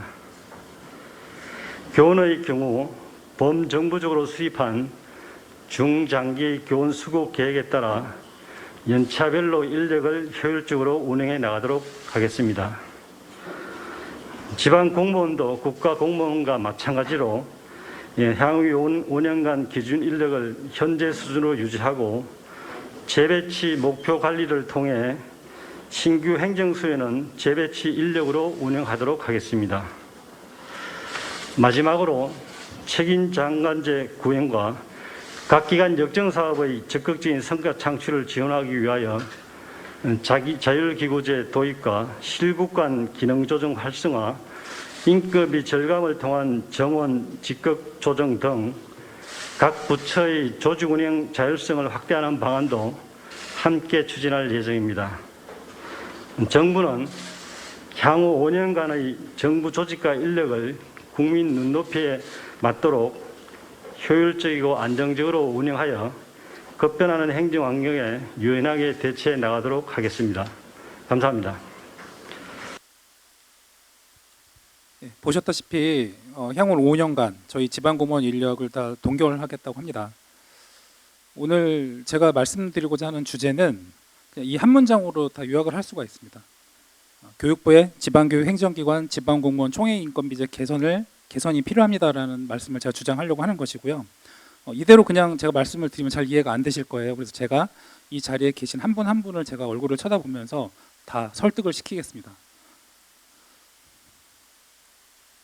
먼저 목차입니다. 개요 부분에서는 제가 이 정책 연구를 하게 된 연구 배경, 필요성, 그리고 목적을 설명드릴 것이고요. 이어서 공립학교 지방공무원 인력 운영 실태에 대해서 말씀을 드리려고 합니다. 우리는 인력 운영 여건이 되게 어려운데 타 시도교육청이나 교육부나 우리가 왜 어려운지에 대해서 정량적인 수치로 말할 필요가 있습니다. 그래야지 우리는 이해가 쉽거든요. 제가 그래서 이 공립학교 지방공무원 인력 운영 실태가 어떤지에 대해서 수치로 말씀드리려고 하고요. 이 지방공무원 인력 운영 여건이 어렵다라는 것은 결국은 지방공무원 정원관리제도의 문제거든요. 현재의 지방공무원 정원관리제도라는 것은 그 명칭이 총회인건비제입니다. 그래서 지방교육 행정기관 지방공무원 총회인건비제 운영 현황과 문제점을 제가 말씀드리겠습니다. 크게 세 가지가 있거든요. 그 각각의 세 가지에 대해서 개선 방안을 말씀드릴 거고요. 마지막에 이제 이 제언 부분은 제가 이 정책 연구를 하면서 총회인건비제를 관할하고 있는 우리 부총리 겸 교육부 장관 그리고 우리 지방공무원을 총괄하고 계시는 우리 경기도 교육감님께 총 3건에 대해서 좀 제가 말씀드리고 싶은 사항이 생겼어요. 그래서 이 재원에 대해서 간략히 설명드리고 마치는 식으로 하겠습니다. 조금 좀 지루할 수도 있는데요. 최대한 한번 진행을 해보겠습니다. 너무 제가 좀 진지한 분위기여가지고 조금 당황스럽긴 하지만, 네. 제가 이 연구를 왜 하게 되었는지 조금 설명을 드려야 될 것 같아요. 저는 이제 제 지인들 중에서는 이제 학교에 계신 분도 계시고 본청에 계신 분도 계시고요. 뭐 직속기관, 교육지원청 다 있습니다. 근데 이제 다들 이제 저희가 이제 순환 근무를 하잖아요. 아직까지 본청도 약간 좀 순환이 되긴 하고 있지만 교육지원청이나 직속기관, 학교에 지금 순환 근무를 하고 있는데, 학교에 근무하다 보면 그 어떤 그 문화, 학교의 문화의 어떤 그 특성이 있고 또 한정된 인력 하에서 행정은 자꾸 다변화하기 때문에 업무가 자꾸 이제 많아지는 거죠. 그게 이제 뭐 눈에 띄는 행정 업무일 수도 있고 눈에 안 띄는 행정 업무일 수도 있는데, 이렇게 학교 업무가 굉장히 지금 어려워지고 있다라는 말씀들을 하십니다. 10년 전, 20년 전과 다르다라는 말씀들을 우리 노조 쪽에서도 많이 말씀을 하시더라고요. 근데 이제 사실 이러한 것들에 대해서는 우리는 다 알고 있고 이걸 어떻게 해결할지에 대해서 많은 고민을 그동안 해왔던 게 사실입니다. 그게 이제 눈에 잘 안 드러났을 뿐인데요.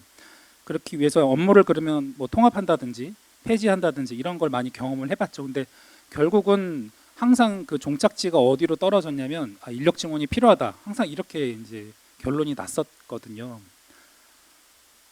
그래서 이 인력 증원을 하기 위해서는 결국은 이 지방공무원 정원관리제도인 이 총회 인건비제를 어떻게 개선할지에 대한 연구가 필요하다는 제가 생각을 하게 되었던 것입니다. 그런데 2022년 들어서 윤석열 정부가 2022년 7월 26일에 6대 국정 목표와 120대 국정 과제를 최종 확정을 했습니다.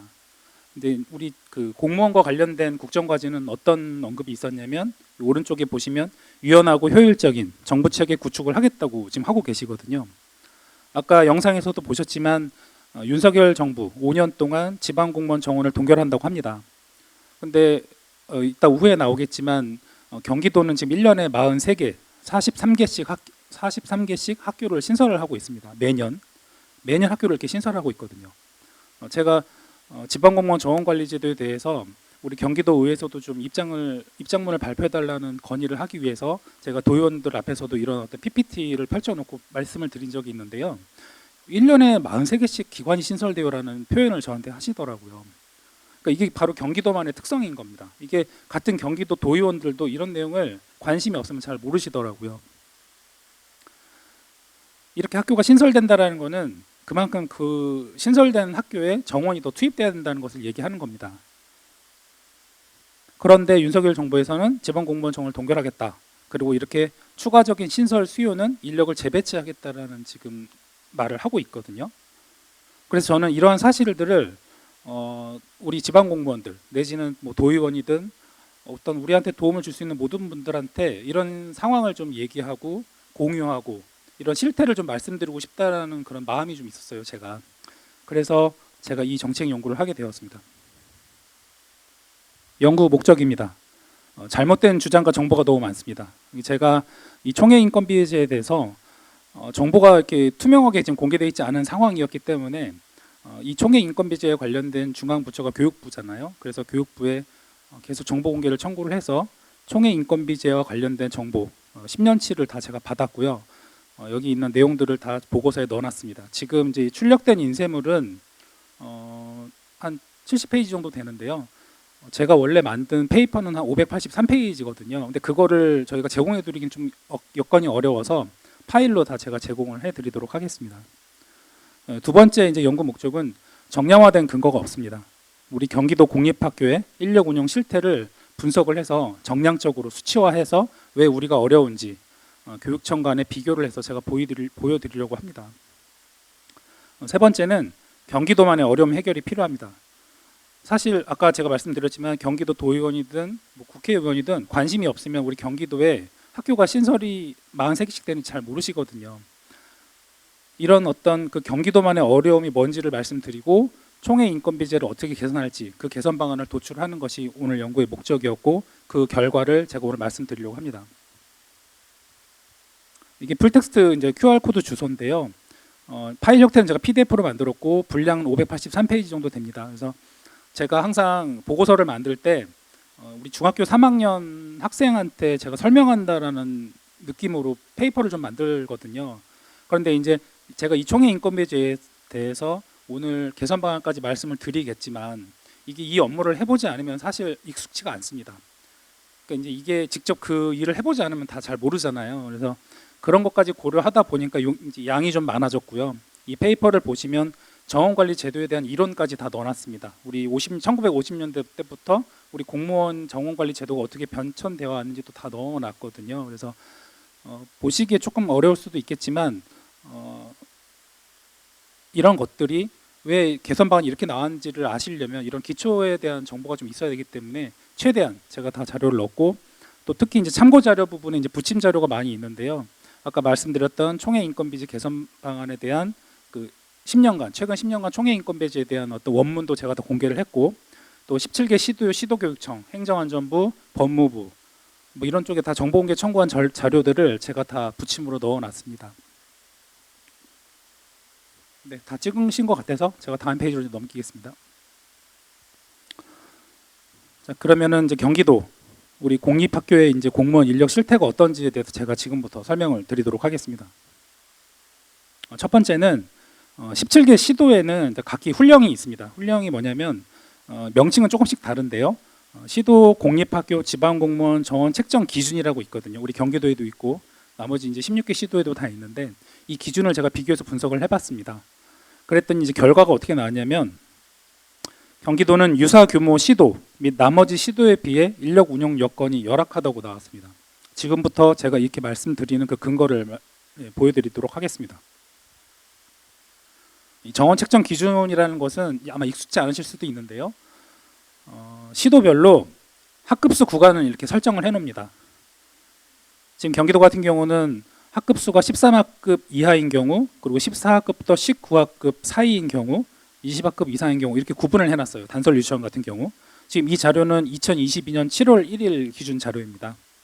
그래서 경기도 같은 경우 단설 유치원이 13학급 이하인 경우에는 정원을 2명을 줍니다. 지방공무원. 그러면 제가 이 비교를 해야 되기 때문에 13학급으로 한번 특정을 지어서 설명을 드려보도록 하겠습니다. 경기도 13학급일 경우에 지방공무원 2명을 주는데요. 서울, 울산, 전남, 경북, 경남은 3명을 배치하고 있습니다. 충남 4명이고요. 충북 3명, 전북 4명입니다. 차이가 있고요. 이어서 초등학교를 한번 봐볼게요. 초등학교 경기도 15학급을 한번 제가 예를 들어보겠습니다. 15학급일 경우 저희 지방공무원 2명 지금 책정돼 있고요. 서울 5명, 부산 4명. 방금 그 반응 너무 좋으십니다. 네. 이거 제가 되게 기다리고 있었거든요. 전북 4명, 경북 3명입니다. 차이가 있습니다. 네, 중학교입니다.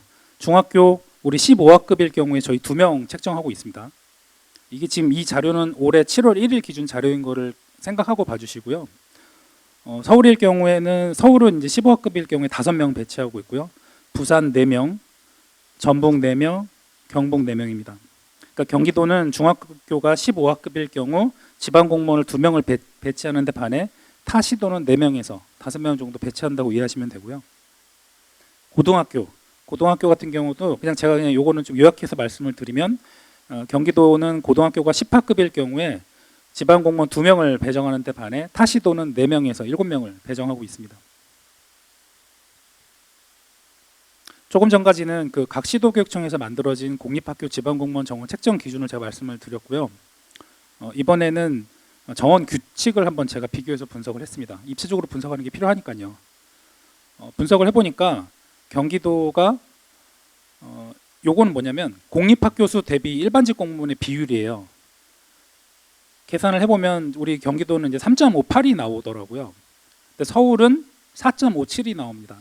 근데 3.58 대 4.57 그러면은 뭐 1밖에 차이 안 내라고 할 수 있는데요. 쉽게 말하면 각급 학교에 우리가 2,000명을 증원을 해도 요 4.57이 나오지 않는다. 네, 이렇게 이해하시면 됩니다. 그 말인즉슨 경기도 공립학교 지방공무원 2,000명을 증원을 해도 서울보다 여건이 낮다라는 얘기랑 마찬가지고요. 17개 시도교육청을 제가 다 분석을 해보니까 경기도가 공립학교 수라는 거는 우리 조직관리부서에서 관리하고 있는 공립학교 수인데요.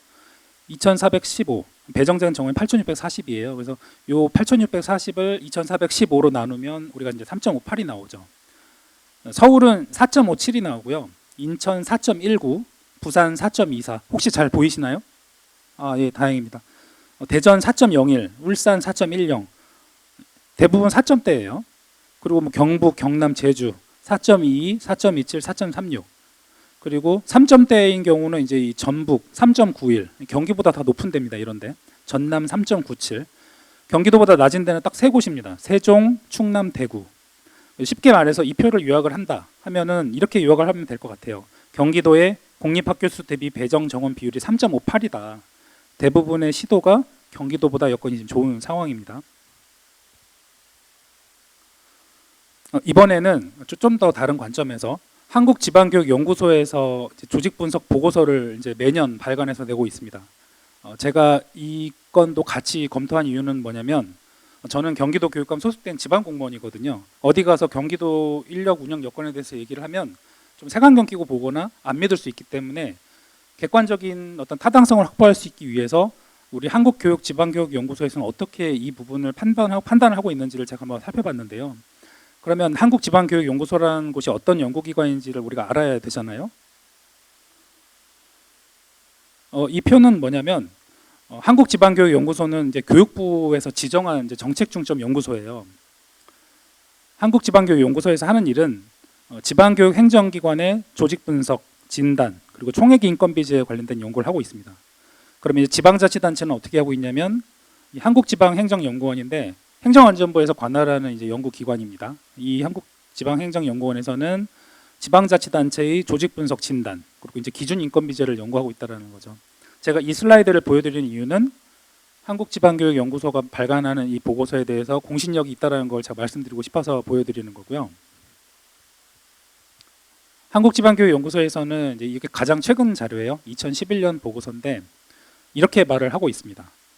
경기도 각급 학교 일반직 공무원 1인당 학교, 학생, 학급, 교원 수가 지속적으로 증가를 해서 1인당 업무량이 늘어나고 있다. 이렇게 분석을 하고 있고요.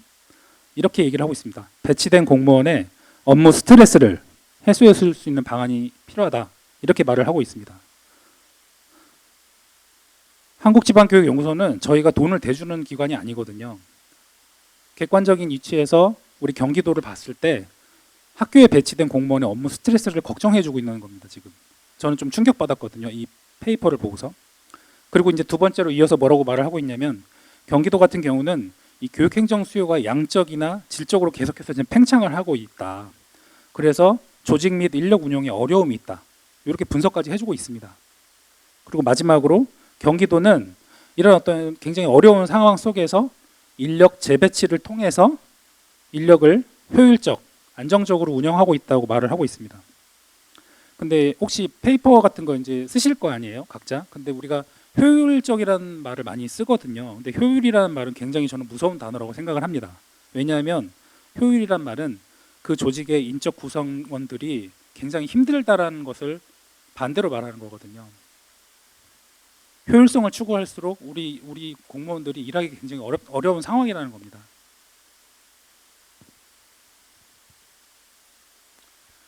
그리고 이 부분도 제가 조금 눈여겨봤는데요. 한국지방교육연구소에서 이제 그 16개 지방교육 행정기관에 대해서 일반직 전체 정원 대비 단위학교 일반직 비율에 대해서 이제 분석한 결과를 발표를 했는데요. 경기도가 1등이더라고요. 이 1등이 뭐냐면 전체 정원, 우리 전체 일반직 정원 중에서 각급 학교의 정원을 가장 많이 배치를 하고 있대요. 지금 보면 전체 일반직 정원이 100명이라고 했을 때 그중에 68.61명을 다 학교에 지금 배치를 해주고 있다는 겁니다. 다른 시도 교육청 같은 경우는 서울은 65.96, 부산 65.59, 대구 57.10, 광주 55.99, 울산 59.52. 그러니까 저희가 지방교육 행정기관들 중에 전체 일반직 정원 중에 학교에 가장 많은 지금 정원을 투여하고 있다는 거예요. 이 말은 뭐냐면 뭘 뜻하는 거냐면 이 총액 인건비 기준 인원에 대해서 이제 제가 다음 페이지 설명을 좀 드릴게요. 요거는 뭐냐면 2022년도 지방교육 행정기관 지방공무원 총액 인건비와 교육행정 수요를 제가 비교한 표인데요. 1번이 이제 경기도입니다. 13,958명입니다. 근데 전체 그 지방교육 행정기관, 뭐 서울, 부산, 인천, 대구 다 포함해서 지방 공무원에 대한 정원, 일반직 플러스 교육 전문 직원 포함해서 지방 공무원의 수가 7만 2,040명이거든요. 근데 그 중에 저희가 13,958명입니다. 그러니까 지금 19.4% 정도 된다고 보시면 돼요. 전체 전국 대비 우리 지방 공무원의 인적 비율이 19.4%를 차지하고 있고, 총의 인건비로 따지면, 총의 인건비라는 건 뭐냐면 이 기준 인원에다가 그 공무원 1인당 단가예요. 1인당 단가를 곱하면 총의 인건비가 나오는데 그 비율은 17.7%에 불과합니다. 우리 경기도교육청이 가지고 있는 교육 규모는 학교 수, 학급 수, 학생 수, 교원 수, 인구 수 이걸 다 합쳐서 통계를 내면 한 약 25.6% 정도 나옵니다. 그런데 총의 인건비 기준 인원으로 따지면 19.4%, 그다음에 인건비로만 따지면 17.7%에 불과하다라는 거죠. 그래서 이제 제가 말씀드리고자 하는 건 이겁니다. 그러니까 이 표를 보면 총의 인건비 기준 인원이 전국 대비 지금 19.4%인데 경기도 교육청정의 규모는 전국 대비 25.6%거든요. 그러니까 우리 총의 인건비 기준 인원이 교육행정 규모에 비해서 지금 턱없이 부족한 상황인데, 그럼에도 불구하고 이 전체 시도교육청 중에서 우리 경기도교육청은 각급 학교의 일반직 정원을 가장 많이 지금 책정하고 있다는 겁니다. 그러니까 이 표를 보고 우리가 유추할 수 있는 건 경기도교육청이 학교를 중심으로 지금 정원을 관리하고 있다는 걸 우리가 유추할 수 있다는 거죠. 그러면 우리가 총의 인건비제 어떤 문제가 있는지를 그럼 우리가 알아야 됩니다. 크게 세 가지인데요. 첫 번째는 이 공립학교 신설로 발생하는 인력 수요가 총액 인건비 산식에 반영이 되지 않고 있다는 겁니다. 그러다 보니까 경기도는 기존 정원을 신설학교에 매년 재배치해야 되는 상황입니다. 이 표 참고인 표는 뭐냐면 교육부가 마련한 그 올해 2022년도 지방공무원 총액 인건비 산식입니다. 여기 보시면 이 각각의 의미에 대해서는 제가 뒤에서 설명을 드릴게요. 왜 제가 설명을 뒤에 드리려고 하냐면, 여기서 이 표를 제가 보여드리려고 했던 취지는 뭐냐면 그 어디에도 학교 신설학교에 대한 그 보정 인력이 책정돼 있지 않다라는 걸 제가 말씀드리려고 하는 겁니다. 여기 보시면 보정 인력 부분, 여기 이제 기본 인력이라는 건 이제 전년도 기본 인력을 말한다고 보시면 되고요. 회기 분석 뒤에서 제가 설명드리겠습니다. 국가정책 수요, 지역 현안 수요, 결혼 보충, 이 모든 걸 다 더해서 다음 연도에 지방공무원 총액 인건비를 이제 기준 인원을 산정을 하는 것이거든요. 이 보정 인력 어디에도 신설학교에 대한 내용이 없는 겁니다. 그러니까 구조적으로 개발 사업이 많은 학교일수록, 개발 사업이 많은 지방교육 행정기관일수록 인력 운영 여건이 점점 안 좋아질 수밖에, 그러니까 좋지 않게 그렇게 지금 산식이 구성되어 있다는 걸 제가 보여드리는 겁니다.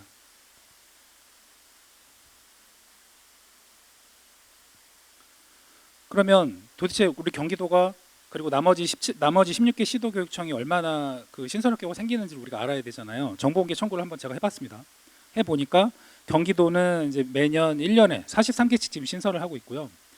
맨 밑에 제주 0입니다. 제주 하나도 신설하지 않고 있고요. 광주 최근 10년간 1년에 1개씩 정도 신설했고요. 그나마 조금 있는 데가 이제 세종 1년에 11개 짓는 걸로 나왔습니다. 지금은 이제 그 정도 수준은 아니겠죠, 이제 앞으로는. 이 자리에 이제 뭐 남편 되시는 분도 있고 아내 또 지인분들 중에 뭐 정부 조직이나 뭐 지자체나 그리고 공공기관 근무하시는 분들이 있을 텐데요. 1년에 43개씩 기관 신설하는 데가 있을까요?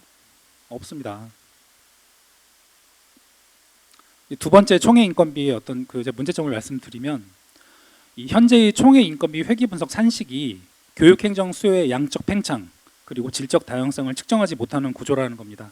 앞에서 제가 회기 분석 말씀드렸는데요. 회기 분석이라는 것은 뭐냐면 아까 제가 지방 공무원은 일반직 공무원 그리고 교육 전문 직원을 포함하는 개념이라고 제가 말씀을 드렸는데, 기준 인원을 어떻게 계산하는지에 대한 이 표인데요. 일반직 공무원이라는 이 수를 파악하기 위해서 교육부에서는 요런 회기 개수 1323.725 요걸 이제 회기 상수라고 하고요. 그다음에 이제 3.82점 곱하기 공립학교 수, 여기서 이제 3.82는 이제 회기 개수라는 표현을 씁니다. 그리고 공립학교 수는 변수죠. 그래서 여기 보시면 일반직 공무원이든 교육 전문 직원이든 그 인력 인원을 산출할 때 쓰는 변수가 뭐냐면 학교 수, 학생 수, 지역 변수, 요 딱 세 가지만 가지고 우리 경기도, 인천, 서울, 부산, 대구 이런 데 필요한 그 지방 공무원의 인력을 산정한다라는 거죠. 학교 수나 학급당 학생 수 이런 거는 그냥 다 얼핏 우리가 개념이 이해가 되잖아요. 그런데 아마 이 지역 변수는 잘 이해가 안 되실 수 있을 것 같아요. 지역 변수라는 건 뭐냐면 우리 지방교육 행정기관이 시단위 교육청이 있고 도단위 교육청이 있잖아요. 시단위 교육청은 이 지역 변수를 0으로 계산합니다. 도단위 교육청은 1로 계산해요. 그러니까 이 변수 3개 중에 지역 변수가 크게 뭐 이진법도 아니고 크게 의미가 있을까 저는 이 생각이 좀 듭니다. 앞서 제가 이제 말씀드렸지만 경기도 교육청의 교육 규모가 전국 대비 25.6%를 지금 차지하고 있거든요. 그런데 총액 인건비 기준 인원에 따른 회계 분석 결과는 우리가 13,958명에 지금 불과하다라는 거죠. 이 표는 뭐냐면 한국지방자치학회보에서 2020년 9월에 실린 내용인데요. 거기서 제가 이제 발견한 건데 지방자치단체, 그러니까 행정안전부에서는 지방자치단체의 기준 인력에 대한 그 수요 함수를 어떻게 측정하고 있냐면 아까 제가 그 회기 변수를 말씀드렸어요. 우리는 학교 수, 학생 수, 학급당 학생 수, 그리고 지역 변수 이 3개만 가지고 그 해당 지방교육 행정기관에 필요한 지방 공무원의 인력을 파악하고 있다고 했는데요. 지방자치단체 같은 경우는 어떻게 하고 있냐면 그 회기 변수를 인구, 면적, 주관 인구, 65세 이상 인구, 사업체 수, 자동차 수, 장애인 수, 법정 민원 수, 외국인 인구, 농경직 면적 총 10개의 변수를 가지고 해당 지방자치단체에 필요한 인적 규모를 파악합니다. 우리 지방교육 행정기관과 다르다라는 거죠. 세 번째 문제입니다. 이 경기도 단위학교에 책정된 이 지방공무원의 인력 규모와 타 시도 단위학교 간 정원 책정의 합리성이 저는 결여되어 있다고 봅니다. 저는 앞서 그 경기도 학교 인력 운영 실태에 대해서 말씀을 드릴 때 크게 3가지 관점에서 말씀을 드렸습니다. 첫 번째는 각 시도별 공립학교 지방공무원 정원 책정 기준을 말씀을 드렸어요. 그때 경기도 3.58이 나왔고 서울 4.57이 나왔습니다. 우리가 2,000명을 증원을 해도 4.57이 나오지 않는다고 말씀을 드렸고요. 두 번째, 정원 규칙을 제가 비교 분석을 했습니다. 정원 규칙을 비교 분석을 해서 제가 거꾸로 말씀드렸네요. 죄송합니다. 공립학교 정원 책정 기준을 말씀드리면서 같은 학급 수임 경우임에도 불구하고 경기도가 2명을 지방공무원 2명을 배치를 하는데 타 시도는 4명에서 7명까지도 배치하는 걸 보여드렸고요. 그만큼 차이가 크다라는 걸 말씀드렸고 정원 규칙을 보여드리면서 경기도 3.58이 나왔을 때 서울은 4.57 나온다고 제가 말씀드렸죠. 그리고 객관적인 단체인 한국지방교육연구소에서는 우리 경기도 공립학교에 근무하고 있는 지방공무원의 업무 스트레스를 지금 걱정해주고 있다고 했습니다. 제가 말씀드리고 싶은 건 이거예요. 경기도 단위학교 인력 운용 여건의 이런 열악함이라는 것은 경기도 교육행정 규모 대비 총액 인건비가 현저히 부족한 것에 기인한다는 겁니다. 왜? 아까 같은 한국지방교육연구소에서 발간한 보고서에 보면 경기도 교육청이 타 시도 교육청과 달리 전체 일반직 정원의 68% 이상을 다 학교에 지금 배치하고 있다고 분석을 했잖아요. 이 부분입니다. 경기도 68.61%를 지금 각급 학교 일반직에 다 배치를 하고 있다는 거죠. 다른 시도교육청은 57.10%만 배치를 한다거나 울산 같은 경우 59.52%만 학교에 지금 배치하고 있거든요. 한국지방교육연구소에서는 정확한 워딩을 이렇게 말을 하고 있더라고요. 경기도 총 정원 대비 각급 학교 일반직 공무원 비율이 타 교육청 대비 가장 높은 68.61%다. 그러면서 뭐라고 했냐면 이 수치는 절대적으로 높은 비율인 점을 부정할 수 없다. 이렇게 언급을 하고 있습니다. 이 부분은 제가 이제 17개 시도교육청에 다 정보공개 청구해서 받았던 자료인데요. 단위 학교당 정원이고요. 이 부분은. 그래서 학교의 종류별로 제가 그냥 좀 비교를 해야지만 이해하기 쉬우니까요. 경기도와 서울교육청을 이제 비교를 했습니다. 그랬더니 경기도는 이 노란색 부분에 주로 분포가 되어 있고요.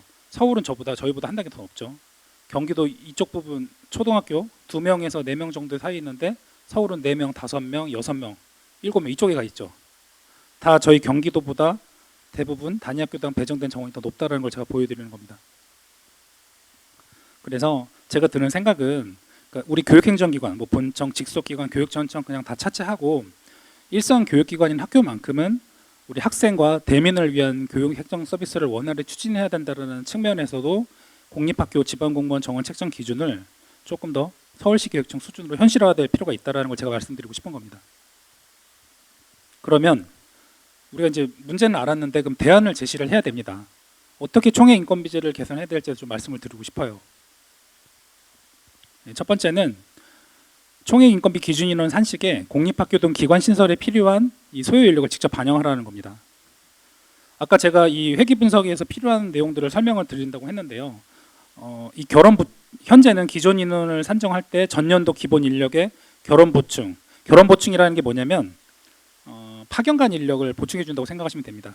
우리 경기도교육청에 근무하시는 분들이 뭐 사회인력 참사위원회라든가 교육부라든가 뭐 다른 기관에 파견 가는 경우 있거든요. 전체 지방 공무원, 교육 전문 직원 일반직 다 포함해서 매년 한 20명에서 30명 사이였던 것 같아요. 전체 13,958명 중에 파견 가는 인원 얼마 안 되거든요. 그 인원 이제 보충해 주는 거고요. 국가 정책 수요라는 건 뭐냐면 국가가 정책적으로 어떤 사업을 추진할 때 그 인력을 제대로 추진하기 위해서 인력을 직접 내려줍니다. 뭐 코로나 대응이라든가 고교 학점제라든가 학교 폭력이라든가 이런 걸 국가 정책적인 사업에 국가 정책적으로 그 업무를 효율화가 아니죠. 그 업무를 좀 내실화 하기 위해서 인력을 직접 산정해 줍니다. 그 인원이 이제 국가 정책 수요인 것이고요. 지역 현안 수요라는 건 뭐냐면 지방교육 자치 시대에 맞춰서 교육감이 하고자 하는 그 공약 사업을 원활히 하라고 그 필요한 인력을 또 좀 내려줍니다. 이 인원 그렇게 많지 않습니다. 그리고 마지막으로 이제 회기 분석인데요. 아까 회기 분석 기억나시죠? 앞에 상수가 있었고 회기 개수가 있었고 회기 변수가 있었고 그런 걸 다 계산해서 이제 인력 수요가 나오는 거죠. 제가 오늘 주장하고자 하는 개선 방안은 뭐냐면 이거 그대로 유지한 채 학교 신설 사유를 더해달라는 겁니다. 학교 신설 수요를 더해달라는 거죠. 학교 신설 수요를 더하려면은 내년도에 필요한 학교의 규모를 우리가 알아야 되거든요. 혹시 이 자리에 예산 업무를 하셨다거나 학생 배치 업무를 해보신 분은 아시겠지만 학교 하나 짓는데 무상 공급 같은 경우는 뭐 한 200억에서 300억 정도 들고요. 민영 개발 사업 시행 같은 경우는 뭐 한 500억 정도 들겠죠. 그러면 이렇게 많은 금액이 필요한 이 사업을 할 때는 교육부의 중앙투자 심사 거쳐야 됩니다. 그러면 그 말인즉슨 뭘 뜻하는 거냐면 다음 연도에 신설되는 학교의 규모가 나온다라는 거죠. 그러니까 이 부분은 좀 개선이 필요합니다. 지금 이 상태로 계속 가게 되면 우리 경기도처럼 앞으로 이제 3기 신도시도 있고 또 어디가 있을까요? 뭐 화성에 뭐 송산 그린시티도 있고 뭐 여러 가지 개발 사업들이 있는데 경기도 같은 경우는 앞으로 개발 사업이 더 있을 수밖에 없거든요. 근데 이런 상황에서 이 학교 신설 수요를 담아주지 않으면 저희는 앞으로 계속 더 열악해질 겁니다. 이 부분을 꼭 좀 기억해 주셨으면 좋겠어요. 두 번째 개선 방안은 우리 지방교육 행정 수요의 양적 팽창 그리고 질적 다양성을 측정할 수 있는 회계분석 변수를 마련해 달라는 겁니다. 이 기존의 지금 회계분석 변수 기억하실지 모르겠지만 학교 수, 학급당 학생 수, 지역 변수 딱 세 가지라고 말씀드렸거든요. 근데 아까 기억나실지 모르겠어요. 지방자치단체 혹시 몇 개였는지 기억나세요? 맞습니다. 정확합니다. 10개입니다. 제가 말하고자 하는 건 뭐냐면 적어도 해당 지방자치단체든 지방교육 행정기관이든 필요한 지방공무원의 그 인력 규모를 산정하려면 이 세 개의 변수 가지고 그 필요한 인원을 산정한다는 건 조금 뭔가 어색하거든요. 그러니까 제가 바라는 거는 이 세 개의 변수 그대로 유지하되 예를 들어서 뭐 법정 민원수, 뭐 교육의원수, 행정심판이나 행정소송수, 뭐 정보공개 건수, 뭐 어떤 이런 좀 다양한 변수를 더 개발을 해서 필요한 지방공무원의 인력 규모를 산정을 해야지 누가 봐도 객관적으로 봤을 때 그래 어느 정도 좀 어떤 행정의 어떤 양적 팽창 그리고 질적 다양성을 측정할 수 있겠구나라는 게 이해가 돼야 되거든요. 지금 현재는 이 변수 가지고는 조금 뭔가 어색합니다. 세 번째는요. 서울시 교육청 수준의 경기도교육청 공립학교 지방공무원 정원 책정 기준을 마련해 달라는 겁니다. 이 부분은 이제 아까 첫 번째, 두 번째는 이제 부총리 겸 교육부 장관의 권한이라면 이 공립학교 지방공무원 정원 책정 기준은 우리 경기도 교육감의 이제 권한이죠. 그런데 우리가 이 정원 책정 기준을 마련할 때는 교육부에서 내려주는 그 기준 인원 내에서 만들 수밖에 없거든요. 그러면 뭔가 교육부에서 총회 인건비제를 개선을 해서 경기도에 어떤 필요한 인력 규모가 더 온다라는 걸 전제로 말씀드리는 거예요. 그렇다면 한 2,000명 정도 만약에 더 는다면 바람이지만 는다면 그 인원을 어디다 써야 된다고 저는 생각을 하냐면 우리 그 각급 학교에 좀 배치를 더 해주셨으면 좋겠어요. 2022년 7월 1일 기준의 정원 책정 기준을 보면 단위 학교당 근무 최소 인원이 단설 유치원, 초등학교, 중학교, 고등학교 모두 2명입니다. 그러니까 제가 만약에 발령이 나서 초등학교든 어디든 행정실장으로 발령이 났을 때 2명이서 근무를 하면 좀 부담스러울 것 같습니다. 그냥 왠지 자꾸 우리 같은 지방 공무원이 자꾸 자리를 비운다곤 하면 자꾸 신경이 쓰일 것 같아요. 아, 이거 해야 되는데 없으면 안 되는데. 그리고 또 우리는 지방교육 훈련도 되게 중요하잖아요. 저는 개인적으로는 지방교육 훈련을 되게 중요하다고 생각하는 사람인데요. 제가 잠깐 한 5일 정도 시간을 내서 나 역량 좀 쌓고 오고 싶어서 교육 훈련을 가겠다는 말을 저는 못할 것 같습니다. 2명만 있어서는. 이 부분은 좀 단위 학교의 근무 최소 인원을 좀 상향할 필요가 있다고 말씀을 드리고 싶고요. 인력이 총회 인건비 기준 인원 산식이 개선이 돼서 인력이 더 온다면 당연히 지방공무원 정원 책정 기준인 이 학교급이나 학급수 등 기준도 당연히 재산정돼야겠죠. 그리고 마지막으로 기존 학교에 있는 한시 배정 제도를 좀 명문화했으면 좋겠습니다. 왜냐, 학교도 대형 투자 사업 갑자기 생길 수 있고요. 갑자기 지방 공무원이 또 투입해서 어떤 현안을 해결해야 될 일이 있을 수 있습니다. 지금 현재도 만약에 그런 일이 있다면 학교에 인력을 한시로 더 배정해 줄 수 있어요. 있는데 그거를 명문화하는 것과 그렇지 않은 건 또 다르다고 생각을 합니다. 그래야 한다고 생각을 합니다. 네, 고맙습니다. 여기까지 들어주셨으면 이제 다 된 거예요. 네, 여기서부터는 그냥 마음 편하게 들어주시면 됩니다. 제가 이 정책 연구를 하면서 부총리 겸 교육부 장관한테 하고 싶은 말이 딱 하나가 있었고요. 우리 경기도 교육감님께 드리고 싶은 말씀이 2가지가 있는데 그 부분만 간략히 말씀드리고 끝내도록 하겠습니다. 우리 교육부 장관한테는 전 이 말을 좀 하고 싶었어요. 이 지방교육 자치의 본질적이고 핵심적인 요소는 사실 자치조직권입니다. 여기 계신 분들이 만약에 내가 어느 기관의 기관장으로 갔을 때 내가 어떤 사업을 하려면은 조직도 만들고 인력도 늘려야 된다고 생각하면 늘릴 수 있어야 되거든요. 근데 현재의 법령 체제 하에서는 다 정부에서 직접적으로 통제를 하고 있습니다. 그러다 보니까 그렇게 하질 못하고 있거든요. 그래서 헌법적 가치에 따른다면은 이 정부의 직접적인 통제 방식은 지향하는 것이 맞고 장기적으로는 지방의회와 주민으로부터 견제와 감독이 이루어질 수 있는 방안이 더 필요하다고 생각합니다. 국가에서 이렇게 통제를 하는 이유는 이런 거겠죠. 공무원이 무분별하게 많아지면 안 된다. 조직이 너무 커서 행정 효율이 떨어지면 안 된다. 이런 거겠죠. 그런데 결과적으로는 보시면 이 교육감도 선출직이기 때문에 본인의 공약 사업을 추진하려면 예산이 필요하거든요. 그래서 어차피 인건비도 늘릴 수도 없습니다. 더 많이. 왜냐하면 총회 인건비 지원이라는 거는 보통 교부금의 지방 기준재정 수요에서 반영해서 이제 이 총회 인건비를 교부하고 있기 때문에 무턱대고 늘릴 수도 없습니다. 이 부분은 이제 경기도 우리 교육감님께 드리고 싶은 말씀인데요. 조직 개편을 할 때 이 공약 사업 당연히 해야죠. 공약 사업 등 새로운 행정 수요를 하는데 당연히 인력을 배치해야 됩니다. 그런데 뭔가 좀 기존에 했던 행정 수요도 좀 원활히 작동할 수 있는 그런 적정 인력의 규모도 함께 검토를 해야 된다고 생각을 합니다. 기계적으로 그냥 필요한 인력을 산정을 해놓고 기존 행정력을 그냥 무조건 사람을 빼가지고 여기다 배치를 한다? 이러면 자칫 기존 업무 망가질 수 있거든요. 세 번째는 앞서도 말씀하셨지만 우리 장재진 연구위원님 말씀하셨지만 이제는 시설 관리 업무가 더 이상 예전과는 다르다고 생각합니다. 업무의 어떤 전문성, 특수성을 고려를 해서 제3섹터 전일제 운영을 해야 된다고 생각을 합니다. 시간제 말고요. 그냥 전일제 운영이 필요하다고 생각을 하고 그렇게 해서 시설 관리 업무 환경 변화에 좀 대응을 해야 한다고 생각을 합니다. 앞서 봤던 화면이에요. 제가 최대한 빨리 끝내려고 했는데 좀 지루하실까 봐 항상 제 마음에 부담이 있었는데 어떠셨는지 모르겠습니다. 앞서 봤던 화면인데요. 교육부의 지방교육 행정기관 지방공무원 총회 인건비제 개선이 필요하다라고 제가 말씀을 드렸거든요. 동의하실까요? 감사합니다. 저는 하남시에서 근무하고 있는데 신영민 위원님께 좀 궁금한 게 있어서 네, 고맙습니다. 좀 가볍게 질문할게요. 저도 이제 지방공무원 2명 있는 학교에서 근무하고 행정실무사 포함해서 3명에 있는 중학교를 근무하고 있는데 네네. 타시도 조사 많이 하셨잖아요. 네.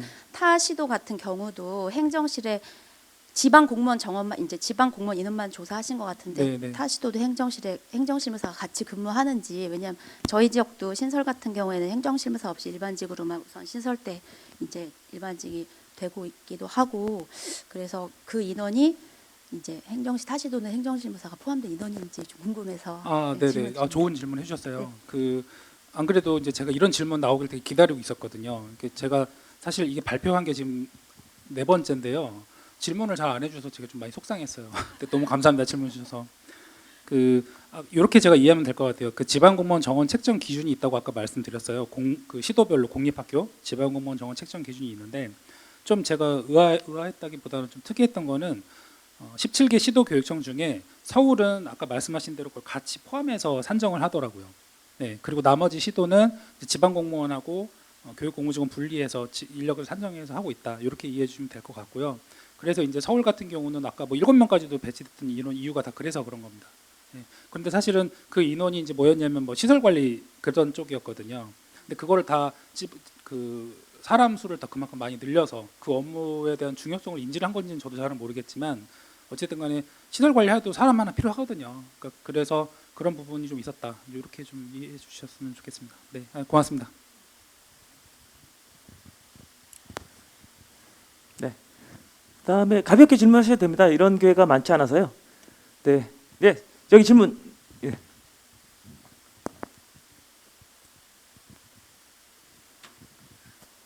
네, 망포고등학교에서 온 김금순이라고 합니다.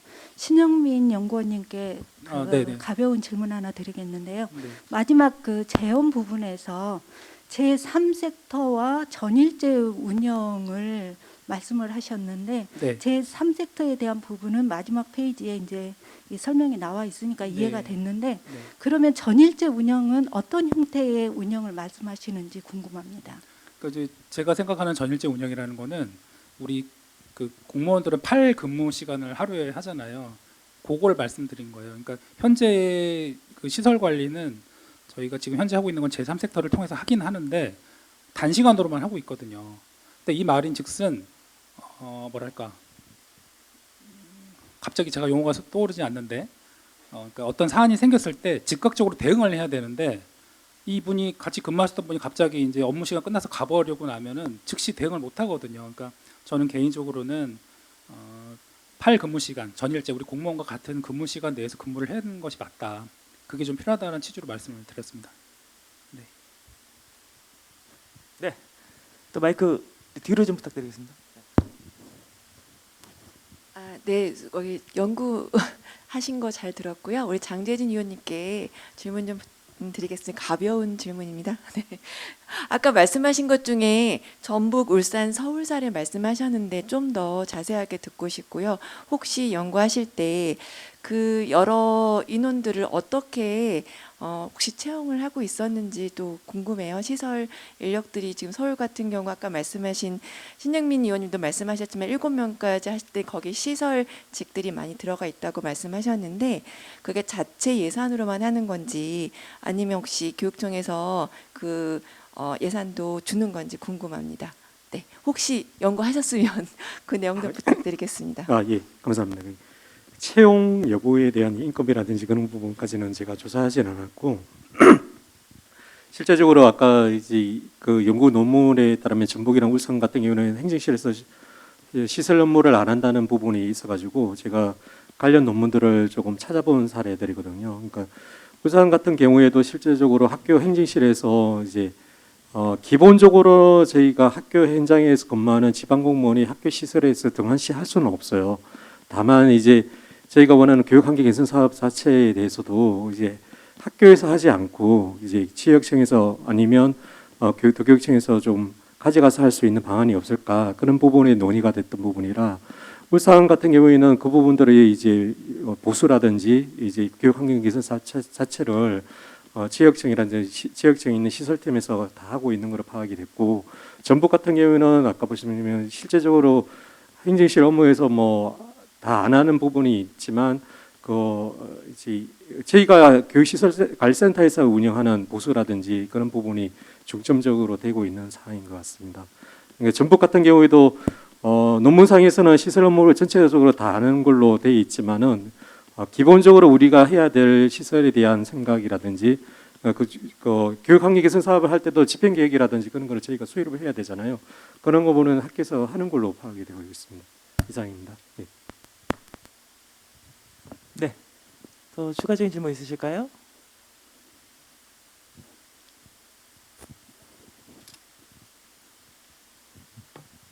네, 더 없으신가요?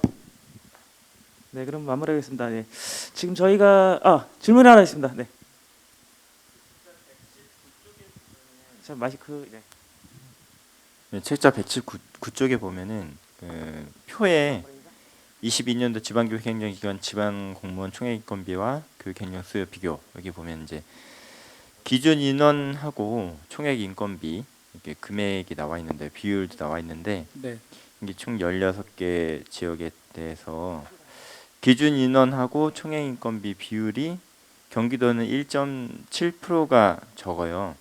근데 네, 다른 지역은 뭐 서울은 0.3%가 높고 부산 0.2% 높고 이렇게 쭉 하고, 낮은 데가 지금 강원이 0.1% 정도 줄어들고 나머지는 다 높거든요. 근데 이제 이게 1.7%면 엄청난 금액인데 맞습니다. 이렇게 차이가 나는 게 좀 궁금해서 질문 드립니다. 네, 그 부분 안 그래도 좀 질문해 주길 제가 기다리고 있었거든요, 사실. 근데 아무도 질문을 안 해주셔서 제가 이제 페이퍼에 있는 내용을 다 말씀드리고 싶은 게 많은데 요약해서 한다고 했는데도 조금 지루해 주시는 게 막 지루하신 게 제가 느껴지니까 못 하겠더라고요. 그런데 저도 그 부분이 되게 조금 우려스럽습니다. 네, 그리고 이제 그 원인이 뭔지도 좀 생각을 해봤는데요. 결과적으로는 교육부에서 그 1인당 공무원 단가를 산정을 할 때 우리 지방 공무원의 현원 가지고 전체 그 인건비 총 들어간 인건비를 현원으로 나누면은 1인당 단가가 나오잖아요. 그 단가가 이제 낮은 거예요, 저희가. 그러면 이제 그 단가가 왜 낮냐 생각을 해야 되는데, 경기도교육청 혹시 1년 전체 360일 중에 하루를 딱 기준점을 찍어서 휴직자 수를 딱 생각을 해보면 혹시 몇 명 정도 될 거라고 혹시 생각해 보세요? 생각나세요? 혹시 교육청 전체로 봤을 때요? 네, 경기도 전체로 네, 했을 때 네. 일반직만. 우리 한태희 사무관님 말고 그냥 한번 여쭤봤는데 잘 혹시 감 오세요? 우리 휴직자가 몇 명이나 될지? 저희가 1년에 한 900명 가까이 되더라고요. 네, 그러니까 그러면 900명이 되면 그만큼 대체직을 채용하고 또 대체직을 채용하면 우리 공무원 단가도 같이 또 떨어지는 거죠. 네. 그러니까 이제 여러 원인이 또 있을 거예요. 제가 사실은 이 부분을 더 주의 깊게 들여다보고 싶은데, 그러려면은 제가 좀 더 많은 그 로우 데이터를 접근을 할 수 있는 권한이 있어야 되는데, 이제 그 부분은 제가 조금 없다 보니까 그 자세히는 모르겠지만, 결과적으로는 이제 교육부에서 총액 인건비를 산정을 할 때 기준 인원은 산정대로 하는데 그 단가를 측정을 할 때는 현원 가지고 이제 1인당 단가를 측정을 하다 보니까 거기에서 좀 우리가 좀 단가가 많이 떨어져 있습니다. 그래서 그 부분을 좀 동일화해야 되는 거 아니라는 의견도 있어요. 네. 그 부분도 저는 일견 공감을 합니다. 이게 좀 100% 완벽한 답변이 됐으면 좋겠는데 질문이 너무 좋으셨는데 제가 답변이 좀 부족한 것 같습니다. 현원이 보통 네. 교부금 책정할 때도 네. 반영이 되는 건가요? 그렇죠. 보통 교부금을 할 때요. 예.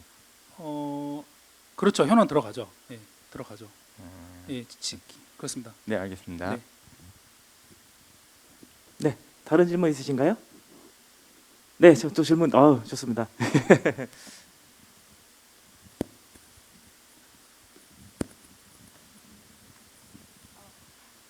앉아서 하겠습니다. 저는 질문이라기보다는 이제 학교에 근무하는 지방공무원으로서 두 연구가 모두 학교에 근무하는 저희들을 위해서, 그리고 뭔가 어떤 근무의 여건을 좀 더 개선해 주기 위한 연구를 이렇게 열심히 해주신 거에 대해서 감사의 인사를 드리고 싶고요.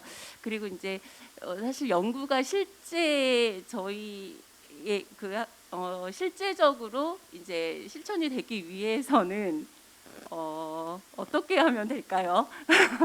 이게 저희들이 어떤 노력이 필요할까요? 아니면 이게 이제 청에서도 그렇고 아까 신영민 위원님께서 4번이나 이걸 발표를 하셨다고 했는데, 이것들이 좀 어떤 정책을 위반하시는 그런 분들에게 좀 반영이 돼서 정말로 학교에서 근무를 할 때 있어서 좀 반영이 되어줬으면 좋겠는데, 그런 방안 뭐가 있을까 궁금합니다. 예, 답변 드릴 수 있습니다. 왜냐하면 저도 그 부분 되게 많이 고민을 했거든요. 저는 개인적으로는 우리 경기도 교육청에서 굉장히 많은 노력을 했다고 알고 있고 그게 맞습니다. 네, 그렇게 하셨고, 그래서 제가 혹시 느껴지셨는지 모르겠지만 우리가 어떤 상황을 개선하기 위해서는 정확한 목표 지점을 잡고 우리가 정확하게 실천력 있는 일을 해야지만 그 개선이 되거든요. 근데 아까 제가 말씀드렸지만 총액 인건비제라는 거는 결국은 부총리 겸 교육부 장관의 권한이고, 아까 제가 말씀드린 걸 다시 좀 요약을 하면은 총액 인건비 산식에 어떤 구조적인 문제가 있음을 제가 말씀을 드렸어요. 근데 제가 이 정책 연구를 할 때, 여기 혹시 정책 연구 해보신 분들도 있으시면 아시겠지만 로우 데이터를 많이 알아야 되고 어떤 그 언론 보도 자료도 저희가 많이 탐색을 합니다. 근데 경기도교육청에 각급 학교에 인력 부족하다는 게 명확하게 보도 자료 많이 난 게 없어요. 그래서 저는 개인적으로는 이 연구 발표한 이후에 저는 나름대로 계획이 있습니다. 어떻게든지 찾아서 언론사에 우리가 이런 어려움이 있다라는 거를 최대한 객관적으로 정량적으로 분석한 결과를 기고도 하고 싶고요. 그러면 우리 지방공무원들이 좀 좋아요도 좀 많이 눌러주시고요. 그리고 좀 주변에 계신 분들 있으면 제가 적극적으로 뭐든지 할 테니까 그런 기회가 있다면 저도 참여를 하고 싶어요. 뭐 도의원한테 가서 설명한다면 하고 싶고, 최근에는 제가 도의원들 모셔놓고 지방공무원 총액 인건비 개선에 대해서 입장문 발표해달라고 제가 브리핑도 한번 해봤거든요. 그리고 또 이거 공식적으로 말씀드려야 될지 모르겠지만 우리 공무원 개개인은 힘이 약하거든요. 그러니까 우리가 어떤 노조가 여러 군데가 있지만 노조가 하는 일이 다 마음에 안 들 수 있어요. 왜냐하면 세상 살면서 분쟁 생기는 이유는 다 문제 해결하는 방식이 다르기 때문에 저는 분쟁이 생긴다고 보거든요. 근데 우리가 뭔가 어떤 힘을 모아서 할 일이 있을 때는 뭐 노조에 적극적으로 좀 도움도 받는 것도 좀 필요하다고 생각을 합니다. 그래서 그런 활동들을 좀 많이 도와주셨으면 좋겠어요. 예. 그래야지만 우리가 저는 진짜로 소원이 있으면 우리 지방공무원 2,000명만 좀 늘렸으면 좋겠어요. 우리 학교에. 예. 왜냐하면 너무 힘듭니다. 소수로 근무하는 게 너무 힘들고 또 다수가 같이 근무하면 가장 좋은 건 시너지 효과가 생깁니다. 내가 옆 사람이 하는 어떤 무형적인 언어로 업무를 많이 배우기 때문에 그런 게 있거든요. 그래서 학교에 좀 인력도 좀 늘었으면 좋겠다는 게 제 희망입니다. 고맙습니다. 말씀해 주셔서.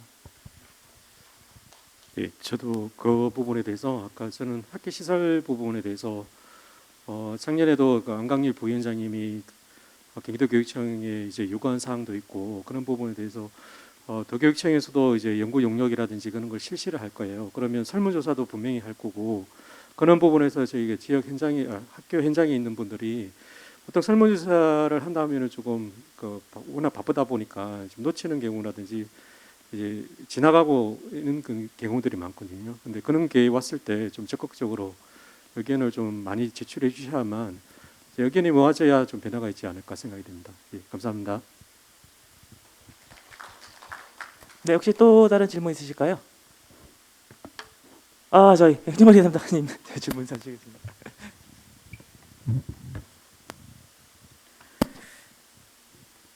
예, 우선 이런 뜻깊은 자리를 마련해 주신 우리 임정호 회장님을 비롯하여 임원진 분들 참 고생하신다는 말씀 드리고 싶습니다. 그리고 우리 신영민 연구위원님과 또 장재진 연구위원님께서 정말 그 일선학교에 꼭 필요한 주제로 오랜 시간 동안 연구하셨다라는 부분이 오늘 결과물로 참 잘 보여지는 것 같아서 저희 경기도교육청에 어쨌든 그 이 총액 인건비와 또 시설 관리에 대한 그런 업무를 전담하는 저희 부서로서도 많은 좋은 자료가 될 거라고 감사의 말씀을 다시 한번 드립니다. 우선은 지금 지방공무원 이 인력 운용에 관해서 이제 총액 인건비제 관해서 우리 신영민 연구위원님께서 개선 방안까지 좋은 의견 주셨는데요. 우선은 저희 경기도교육청도 일선학교의 그 현장의 어려움을 충분히 알고 있는 상황이라서 사실 우리 그 2023년 내년 1월 1일자로 단위 학교의 그 이 인력을 저희가 이제 기존에 가지고 있던 부유 인력을 전체 다 일선 학교에 풀었습니다. 그래서 유치원 같은 경우에는 지금 이제 2명씩 배정돼 있는데 8학급 이상 같은 경우에는 1명씩 추가 배정해서 이제 3명 배치를 했고 초등학교 같은 경우에는 이제 최저 26에서 55인데 그거를 23으로 내려서 23, 4, 5 학급 같은 경우에는 1명씩 추가 배정이 내려갑니다. 그래서 이제 1월 1일자로 인력이 배치될 예정이고 그다음에 과대학급 같은 경우 75학급 같은 경우에는 또 1명씩 기준보다 추가를 했고요. 그런 부분에 대해서 그리고 또 실질적으로 일선 현장에서 이런 그 여건에 맞춰서 이런 뭐 이 장애인 공무원 같은 경우에는 또 그 상황에 맞춰서 지역교육청에 그 의견을 충분히 청취해서 그렇게 어려움이 발생하는 학교에 대해서는 저희가 추가 인력을 또 배정을 해서 실질적으로 1월 1일자로는 이제 단위학교에 한 290명 이상의 인력들이 배치된다라는 말씀을 드리고요. 지금 현재 저희가 본청 조직 개편을 통해서 어쨌든 그 좀 유사 통폐합 과를 많이 축소를 해서 그런 부분이 지역청회로 내려갔었을 때는 이제 이중의 업무가 발생하는 부분들을 저희가 조금 이 고민을 해서 본청의 그 조직 개편을 진행해서 저희 쪽 인력을 조금 뭐 슬림화해서 어쨌든 지역청으로 내려서 일선학교의 업무를 적극적으로 직접적으로 지원해 줄 수 있도록 그런 조직 개편도 진행을 하고 있습니다. 총액 인건비 관련해서는 내년도 저희가 총액 인건비를 다른 연도보다는 조금 더 이제 그 교육부로부터 실배정은 받지 않았지만 임시 배정으로는 저희가 기준 인원을 항상 전년도 기준 인원을 했는데 지금 현재 정원으로 받아서 저희가 23년도 총액 인건비 같은 경우에는 다른 해보다는 좀 많은 인원을 받아왔습니다. 그러면 저희가 내년에 이제 5월달에 정원조례 개정을 해서 그런 그 추가 확보된 인력에 대해서는 내년 7월에 일선학교의 어떤 배치 기준을 좀 더 이제 학교를 지원할 수 있는 것 쪽으로 내년 7월에는 일선학교에 더 많은 인력들을 저희가 지원할 수 있다라는 그런 말씀을 드리고요. 아까 교육부에 이 요구를 해야 되는 이 신설학교를 반영하라든가 회계 분석에 좀 다양한 요인들을 반영을 해서 총액 인건비를 산정해달라는 부분에 대해서는 저희 경기도교육청도 끊임없이 교육부에 요구를 하고 있는 상황이고 또 그렇게 요구를 해서 개선되는 부분들에 대해서는 저희도 내려오면 이런 부분들에 대해서 일선학교에 적극적으로 지원하겠다는 그런 말씀을 드립니다. 우리 장재진 선임 연구위원님께서 이 연구하셨던 시설관리센터에 대해서는 사실 저희도 지금 이게 오랜 시간 동안 운영을 하면서 시설관리센터가 약간은 그 최초의 의미와는 좀 많이 퇴색된 부분도 저희도 충분히 인지를 하고 있고 따라서 시설관리에 대한 학교 시설관리에 대한 부분은 별도로 연구 용역도 진행을 하고 있으며 그리고 내년도 같은 경우에는 실지 학교 시설에 대한 어떤 집행이라든가 운영에 대한 부분을 저희 그 행관의 본청에 이제 별도의 한 또 팀을 구성을 해서 실제 학교 시설에 대해서 어떻게 운영하면 적정하게 운영할 수 있는지에 대해서 고민하게 할 예정이고요. 아까 이제 제3섹터의 이제 전일제 부분도 저희도 충분히 인지를 하는데 이제 이런 부분이 다 예산하고 또 맞물리는 부분이라서 사실 저희도 그 부분을 충분히 공감을 합니다. 저희가 시설관리직 미배치 교과 같은 경우에는 이제 이 기본 운영비에 저희가 교당 1,200을 했었는데 내년도 같은 경우에는 교당 1,500이 지원이 됩니다. 그리고 시설관리센터에 대해서도 이제 교당 1,500 정도로 해서 많은 예산이 지원될 수 있도록 저희도 예산 확보에 적극적으로 노력을 할 예정이고요. 시설관리직에 대한 그 배치 부분은 저희가 현재 이제 그 용역 부분을 진행해온 부분 결과 부분과 어느 정도 이런 부분 반영해서 배치 기준이라든가 시설관리센터의 운영에 대한 부분은 전반적으로 다시 한번 재검토를 할 예정인데 그 시기적으로는 저희도 뭐 내년에 어느 시기가 되든 분명히 이제 전반적인 운영의 부분에 대해서 재검토를 하겠다라는 그런 말씀을 드립니다.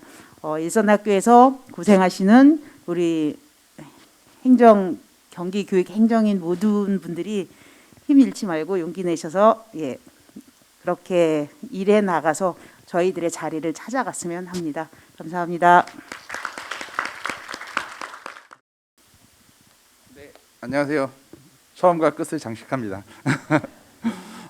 오늘 많이 이야기 나왔었는데요. 아까 우리 어떻게 하면 우리 총액 인건비 개선 방안에 대해서 노력을 해야 되느냐라는 부분을 저는 이렇게 생각했거든요. 정말 저도 본청에 근무했지만 총액 인건비 개선을 위해서 뭐 우리 심영인 연구위원님이 4번 발표를 했지만 그 이전부터 5년 전, 10년 전부터 꾸준히 이야기를 해왔었는데 뭐 그거는 저희만 이야기하는 게 아니고 타시도도 이야기하고요. 또 노조 입장에서도 노조도 통상적으로 경기도 노조가 있는 게 아니고 다 지역과 연계된 노조가 같이 있거든요. 그래서 그들이 이야기에서는 반응이 없어요. 특별하지 않잖아요. 뭐 모든 시도가 다 정원을 늘려달라고 이야기하지 우리 정원 줄여주세요라는 말은 하지 않거든요. 그래서 저는 그렇게 생각해요. 이익단체가 괜히 있는 게 아니다. 그러니까 우리의 목소리를 내자면 그 경기도 교육청이 아닌 우리 개개인의 목소리가 전달이 돼야 되는 것이 아닐까 하는 생각이 들어요. 그래야지 그들이 그렇구나 라는 생각이 들거든요.